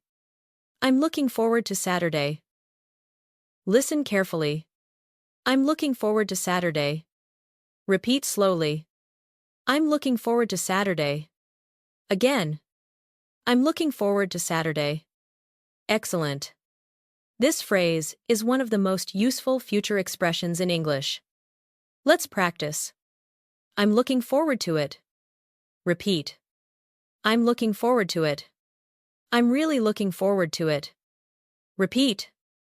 I'm really looking forward to it. I'm looking forward to the weekend. Repeat. I'm looking forward to the weekend. Excellent. Now, let's make it more natural. I'm really looking forward to it. It's been a long week. Listen carefully. I'm really looking forward to it. It's been a long week. Repeat after me. I'm really looking forward to it. It's been a long week. Excellent. Before we continue, let's do a quick speaking activation. Think about something you're looking forward to. Maybe it's the weekend. Maybe it's a trip. Maybe it's meeting a friend. Maybe it's simply getting some rest. Create one sentence in your mind. Use the phrase, I'm looking forward to. Take a moment. Good. That's real communication. That's real English. And every sentence you create helps strengthen your ability to think directly in English. The evening is growing later now. The house is quieter. The lights are dimmer. Outside, the city is slowing down. The day is nearly finished. But before it ends, there's one final conversation waiting. A quieter conversation. A more personal conversation. A chance to reflect on the day. To think about progress. To think about tomorrow. And to realize just how much English you've understood along the way. That's where we're going next. The movie is over. The television screen fades to black. The credits finish rolling. For a few seconds, nobody says anything. The room feels calm, comfortable, peaceful. Outside, the city is growing quieter. The traffic is lighter now. Most people have finished their day. The evening is slowly becoming night. Someone stretches and leans back into the couch. Another person takes a sip of water. The relaxed atmosphere creates space for a different kind of conversation. The kind people have when they're no longer thinking about today. The kind that focuses on tomorrow. On plans. On possibilities. On things they're excited about. One family member breaks the silence. So, what are we doing this weekend? You've heard this question before. But now, the conversation goes deeper. Instead of simple answers, people begin discussing real plans. Real possibilities. Real life. One person immediately smiles. I'm looking forward to Saturday. Listen carefully. I'm looking forward to Saturday. Repeat after me slowly. I'm looking forward to Saturday. Again. I'm looking forward to Saturday. Now naturally. I'm looking forward to Saturday. Excellent. This phrase is one of the most important expressions in conversational English. Native speakers use it constantly. Whenever they're excited about something in the future. Let's practice. I'm looking forward to it. Repeat. I'm looking forward to it. I'm really looking forward to it. Repeat. I'm really looking forward to it. I'm looking forward to the weekend. Repeat. I'm looking forward to the weekend. Excellent. Notice how natural that sounds. The excitement feels relaxed. Not dramatic. Not exaggerated. Just genuine. A second family member asks, "What are you doing Saturday?" Listen carefully. What are you doing Saturday? Repeat slowly. What are you doing Saturday? Again. What are you doing Saturday? Excellent. This is one of the most common ways native speakers ask about future plans. Let's practice. What are you doing tomorrow? Repeat. What are you doing tomorrow? What are you doing this weekend? Repeat. What are you doing this weekend? Got any plans? Repeat. Got any plans? Excellent. Notice that native speakers often shorten questions. Instead of, "Do you have any plans?" they simply say, "Got any plans?" Short. Natural. Very common. The conversation continues. I'm meeting some friends downtown. Listen carefully. I'm meeting some friends downtown. Repeat slowly. I'm meeting some friends downtown. Again. I'm meeting some friends downtown. Excellent. Simple future plans often use the present continuous tense. Native speakers say, I'm meeting friends. I'm visiting family. I'm going hiking. Not, I will meet friends. Let's practice. I'm visiting my parents. Repeat. I'm visiting my parents. I'm going hiking. Repeat. I'm going hiking. I'm meeting some friends. Repeat. I'm meeting some friends. Excellent. You're beginning to hear how real future conversations sound. A few moments later, another family member joins the discussion. We should do something together. Listen carefully. We should do something together. Repeat slowly. We should do something together. Again. We should do something together. Excellent. This phrase appears constantly in social situations. Let's practice. We should do something together. Repeat. We should do something together. We should grab lunch sometime. Repeat. We should grab lunch sometime. We should hang out more often. Repeat. We should hang out more often. Excellent. Notice the phrase, hang out. This is one of the most common informal expressions in English. Native speakers use it constantly. Let's practice. Hang out. Repeat. Hang out. We should hang out sometime. Repeat. We should hang out sometime. I was hanging out with friends. Repeat. I was hanging out with friends. Excellent. The conversation becomes more energetic. People begin suggesting ideas. One person mentions a local festival. Another suggests a day trip. Someone else wants to visit a new restaurant. A family member suddenly says, "That sounds fun." Listen carefully. That sounds fun. Repeat slowly. That sounds fun. Again. That sounds fun. Now naturally. That sounds fun. Excellent. This is one of the most common reactions in spoken English. Let's practice. That sounds fun. Repeat. That sounds fun. That sounds great. Repeat. That sounds great. That sounds interesting. Repeat. That sounds interesting. Excellent. Notice how often native speakers react positively. Not every conversation needs a strong opinion. Sometimes, "That sounds fun," is enough. The discussion continues. One person seems interested, but uncertain. They smile and say, "We'll see." Listen carefully. We'll see. Repeat slowly. We'll see. Again. We'll see. Now naturally. We'll see. Excellent. This phrase is everywhere. It means, "I'm not sure yet. Maybe. Let's wait and find out. Let's practice. We'll see." Repeat. We'll see. Maybe. We'll see. Repeat. Maybe. We'll see. Let's wait and see. Repeat. Let's wait and see. Excellent. Native speakers are often comfortable with uncertainty. Not every plan needs an immediate decision. Sometimes, "We'll see," is the perfect answer. A few minutes later, someone becomes excited about an idea. "I'm definitely in." Listen carefully. "I'm definitely in." Repeat slowly. "I'm definitely in." Again.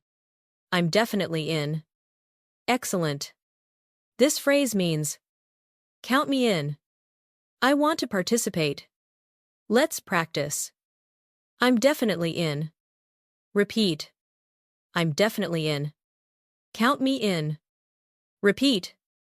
Count me in. I'm up for that. Repeat. I'm up for that.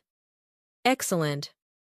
These are extremely useful expressions, especially in social situations. Imagine, your friend says, "We're going to the beach this weekend." You can respond, "Count me in." Very natural. Very common.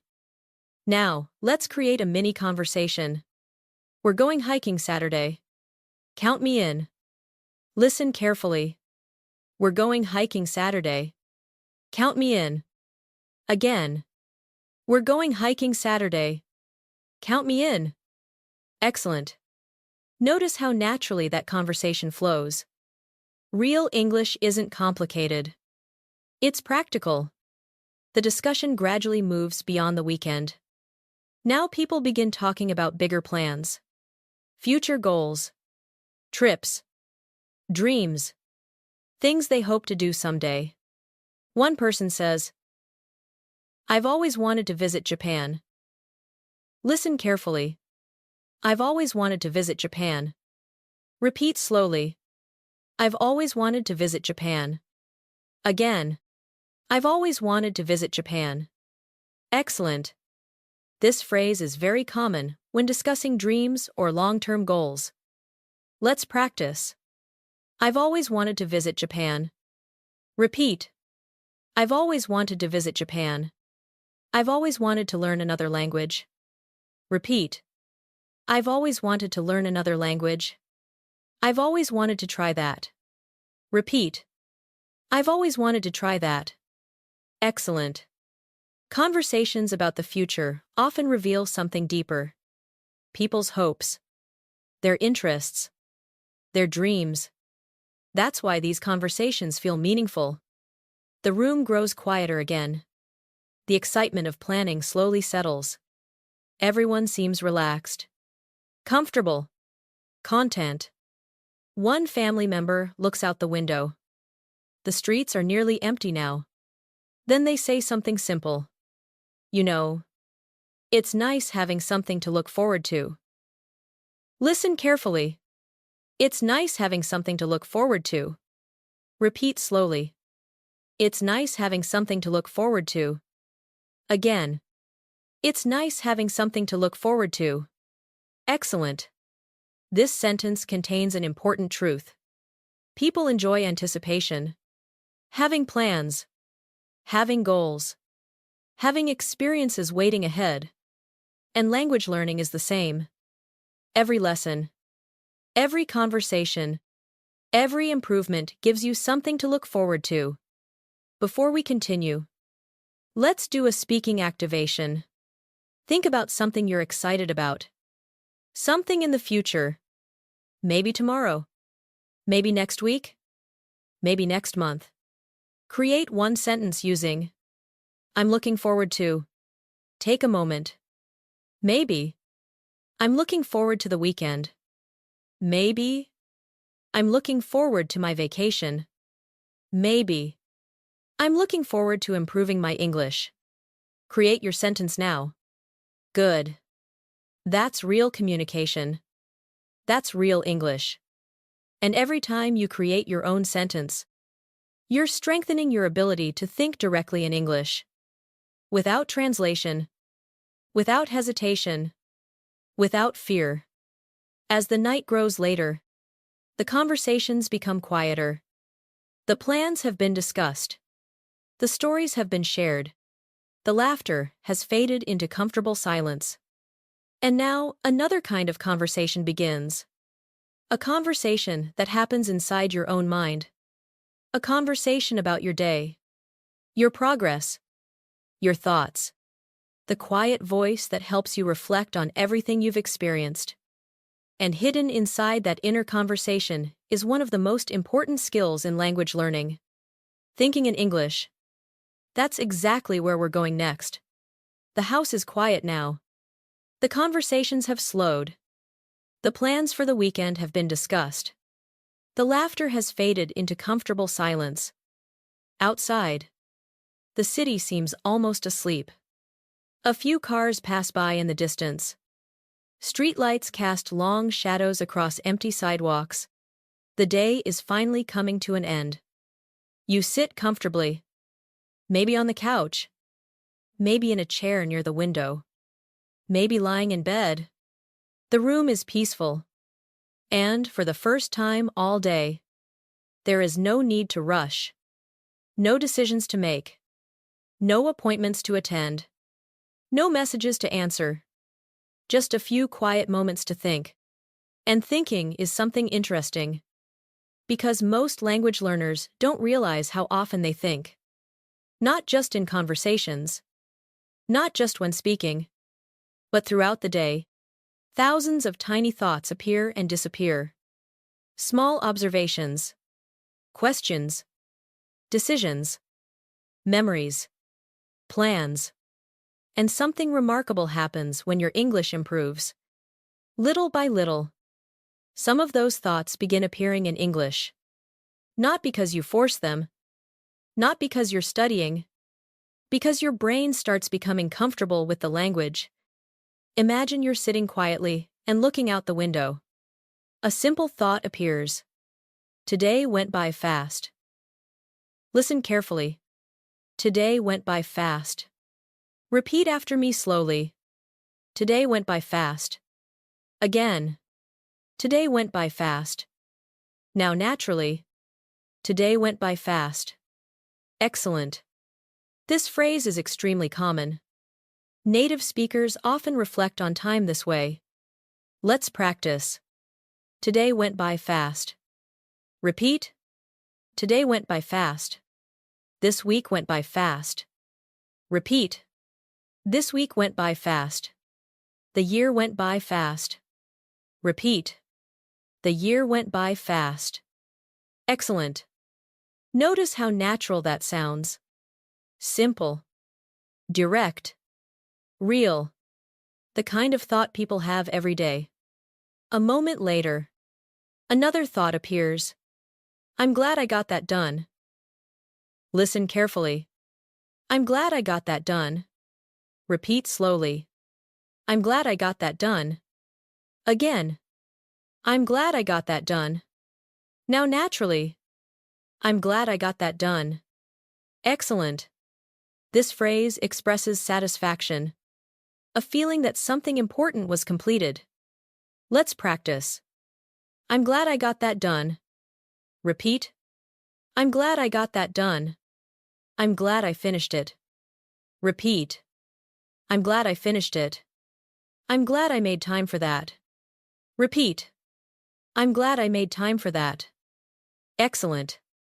These are exactly the kinds of thoughts native speakers have every day. And notice something important. They're not complicated.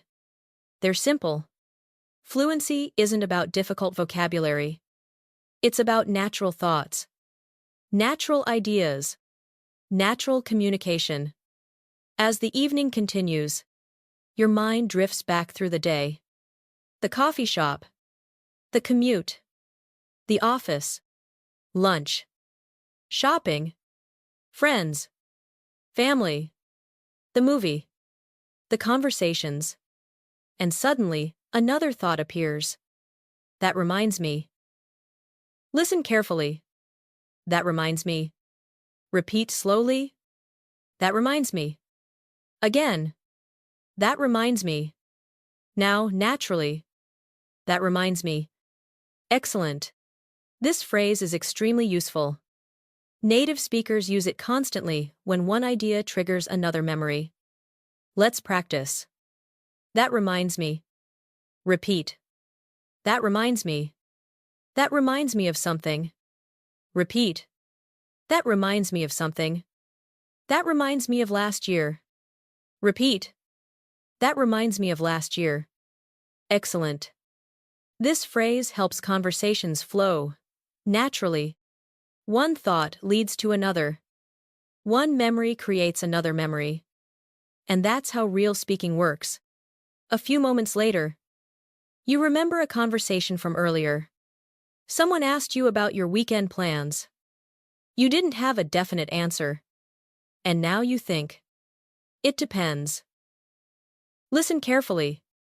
It depends. Repeat slowly. It depends. Again. It depends. Now naturally. It depends. Excellent. This phrase appears everywhere in English. Because life is rarely black and white. Let's practice. It depends. Repeat. It depends. It depends on the weather. Repeat. It depends on the weather. It depends on my schedule. Repeat. It depends on my schedule. Excellent. Notice how useful this phrase is. Sometimes learners feel pressure to have immediate answers. Native speakers often don't. Sometimes, the best answer is simply, it depends. The room grows quieter. You take a slow breath. The day feels complete. And another thought appears. I guess it was a pretty good day. Listen carefully. I guess it was a pretty good day. Repeat slowly. I guess it was a pretty good day. Again. I guess it was a pretty good day. Excellent. Notice the phrase, I guess. Native speakers use it constantly. Let's practice. I guess so. Repeat. I guess so. I guess you're right. Repeat. I guess you're right. I guess it worked out. Repeat. I guess it worked out. Excellent. These phrases make English sound natural and relaxed. Without them, speech can feel too direct, too certain, too formal. The truth is, people often speak with a little uncertainty. And that's perfectly normal. Now, let's imagine something interesting. Instead of speaking to someone else, You're speaking to yourself. This is where many English learners experience a breakthrough. Because when you can think in English, you no longer need to translate everything. You simply understand. Let's practice some natural internal thoughts. Tomorrow might be busy. Listen carefully. Tomorrow might be busy. Repeat slowly. Tomorrow might be busy. Again. Tomorrow might be busy. Excellent. Maybe I'll wake up early. Repeat. Maybe I'll wake up early. I should probably go to bed soon. Repeat. I should probably go to bed soon. Excellent. These thoughts are simple, but they're powerful. Because they're real. And that's the secret. Many learners spend years practicing sentences they never use. Meanwhile, native speakers spend their lives using simple thoughts like these.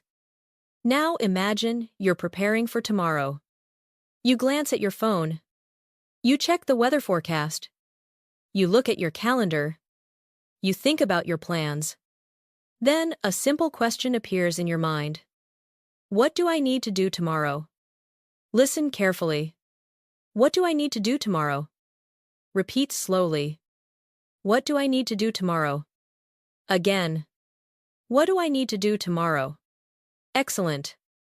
Questions like this happen constantly inside our minds.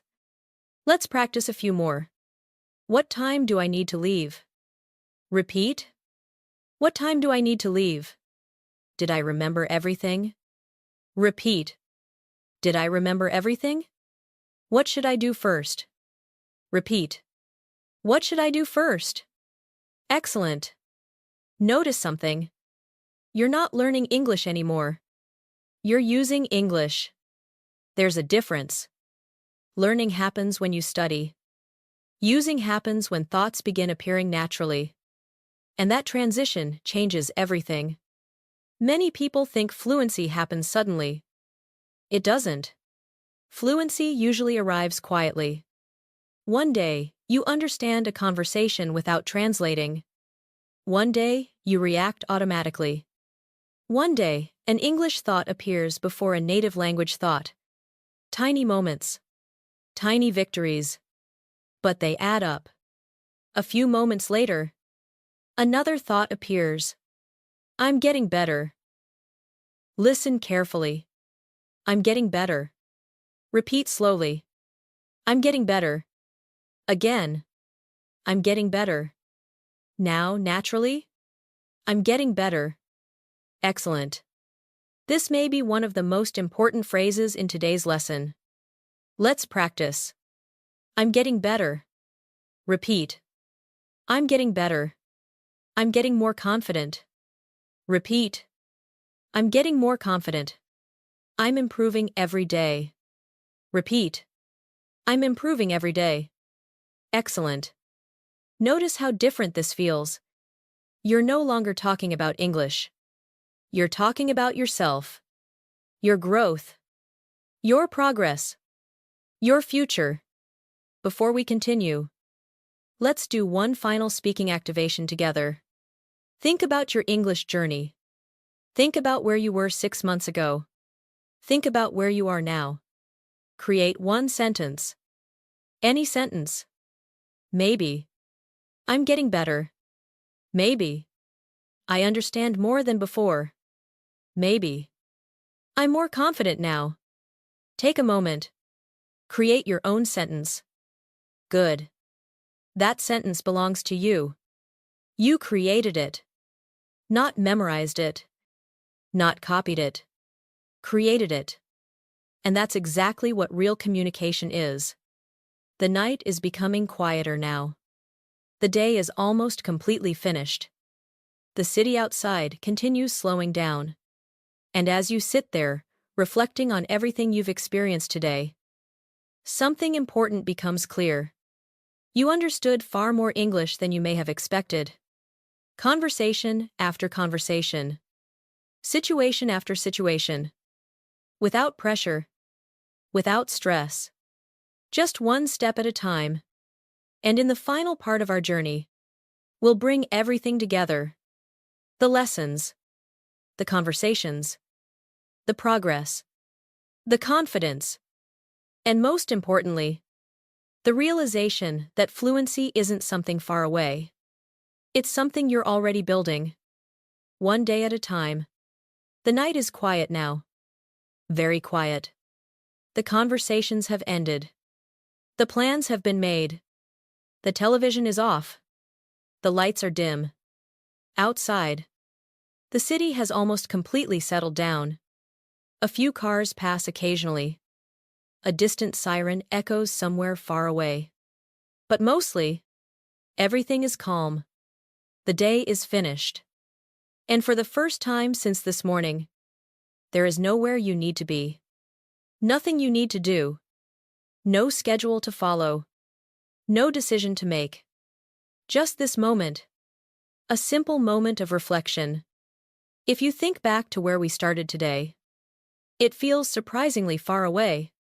This morning began with an alarm clock, a cup of coffee, a quiet walk through the city. Then came the commute, the workplace, lunch with coworkers, shopping after work, conversations with friends, time with family, an evening movie, weekend plans, and finally, a few quiet moments to think. One ordinary day.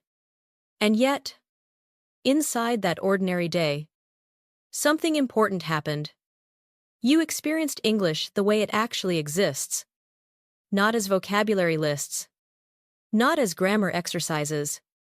Not as tests. But as communication. Real communication. The kind people use every single day. And that's what makes language powerful. Language is not something we study. Language is something we live.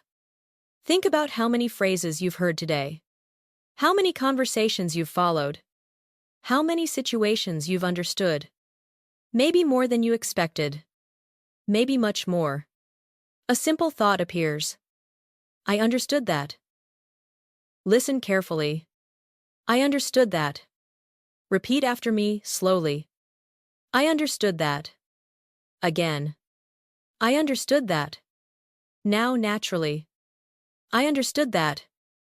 Excellent. This is a powerful sentence. Because every language learner remembers the first time they understand something naturally. Not because someone translated it. Not because they memorized it. Because they genuinely understood it. Let's practice. I understood that. Repeat. I understood that. I knew what they meant. Repeat. I knew what they meant. That made sense. Repeat. That made sense. Excellent. These small victories matter. More than most people realize. Because confidence doesn't arrive all at once. It grows. And slowly. One successful moment at a time. A few moments later. Another thought appears. I'm making progress. Listen carefully. I'm making progress. Repeat slowly. I'm making progress. Again. I'm making progress. Now, naturally. I'm making progress. Excellent. This phrase is important. Because language learning often feels invisible. You study. You listen. You practice. But sometimes it feels like nothing is changing. The truth is that change is happening. It's simply happening gradually. Let's practice. I'm making progress. Repeat. I'm making progress. I'm getting better. Repeat. I'm getting better. I'm improving every day. Repeat. I'm improving every day. Excellent. Notice how positive these statements feel. And they're true. Every time you listen, you improve. Every time you understand a phrase, you improve. Every time you create your own sentence, you improve. Progress isn't always dramatic. Most of the time, it's quiet. The kind you only notice when you look back. Imagine meeting yourself from 6 months ago. What would that version of you think about your English today? Maybe they would be surprised. Maybe they would notice improvements you no longer see. Because growth is often easier to recognize from a distance. A new thought appears. I've come a long way. Listen carefully. I've come a long way. Repeat slowly. I've come a long way. Again. I've come a long way. Now, naturally. I've come a long way. Excellent. This phrase means you've made significant progress. Let's practice. I've come a long way.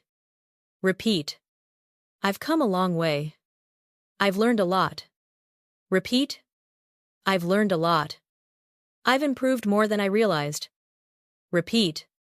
I've improved more than I realized. Excellent. Sometimes we focus so much on what we still don't know that we forget how much we've already learned. And that's why reflection is important.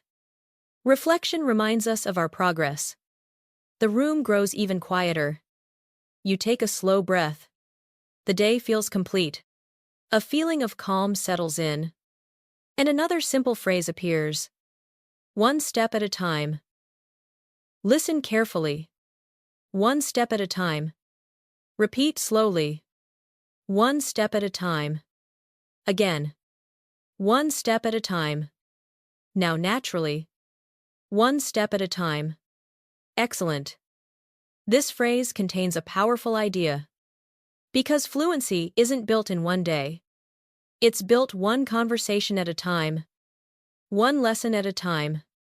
One sentence at a time. Let's practice. One step at a time. Repeat. One step at a time. Little by little. Repeat.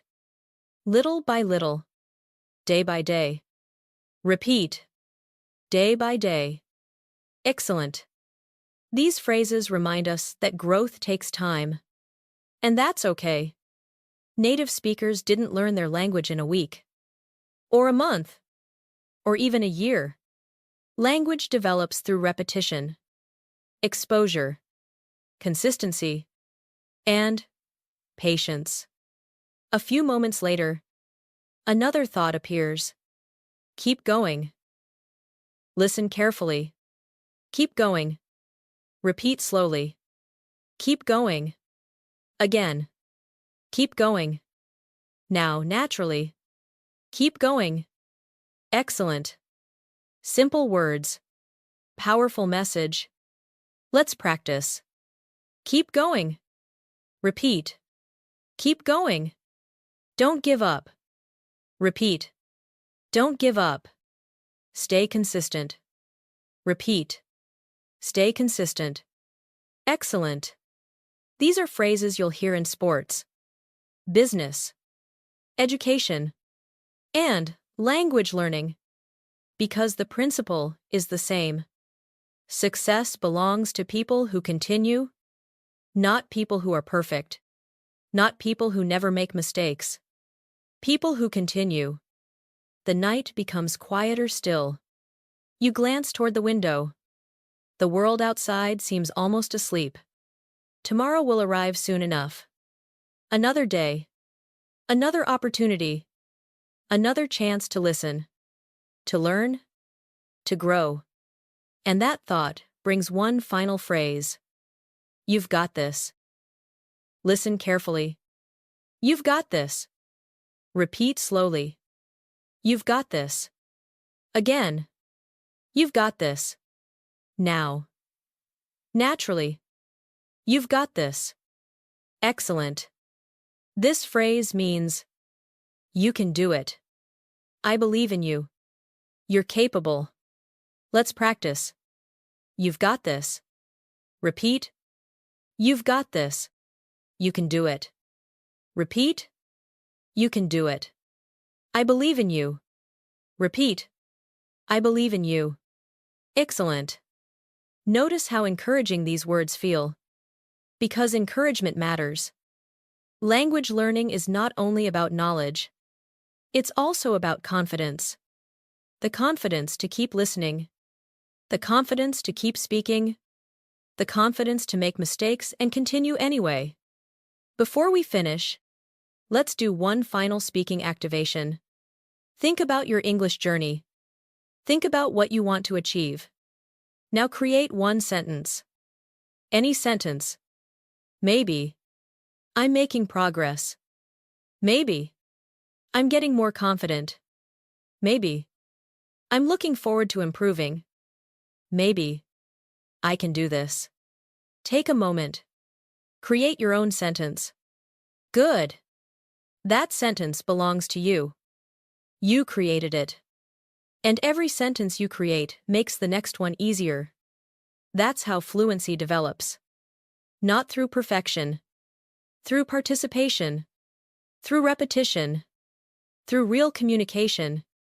As we come to the end of this journey, remember something important. You do not need to understand every word. You do not need perfect grammar. You do not need a perfect accent. You simply need to keep showing up. Keep listening. Keep speaking. Keep learning. Because every conversation teaches you something. Every lesson strengthens your understanding. Every day brings another opportunity to improve. And if you continue taking those small steps, something remarkable happens. One day, you stop thinking about English as something you're learning and start experiencing it as something you use. Naturally, comfortably, confidently. Thank you for spending this time with me today. I hope these conversations helped you feel more connected to real English. I hope they helped you feel more confident. And most importantly, I hope they reminded you that progress is already happening. Before you leave, try one small challenge. Leave a simple sentence in English. Tell us something you're looking forward to. Tell us how your day was. Tell us one thing you learned.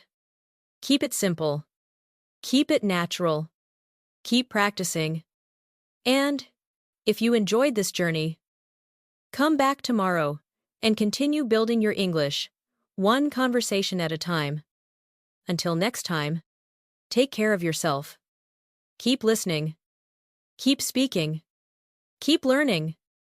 And remember, one step at a time, little by little, day by day, you're becoming more confident, more natural, and more fluent than you were yesterday. Good night, and I'll see you in the next lesson.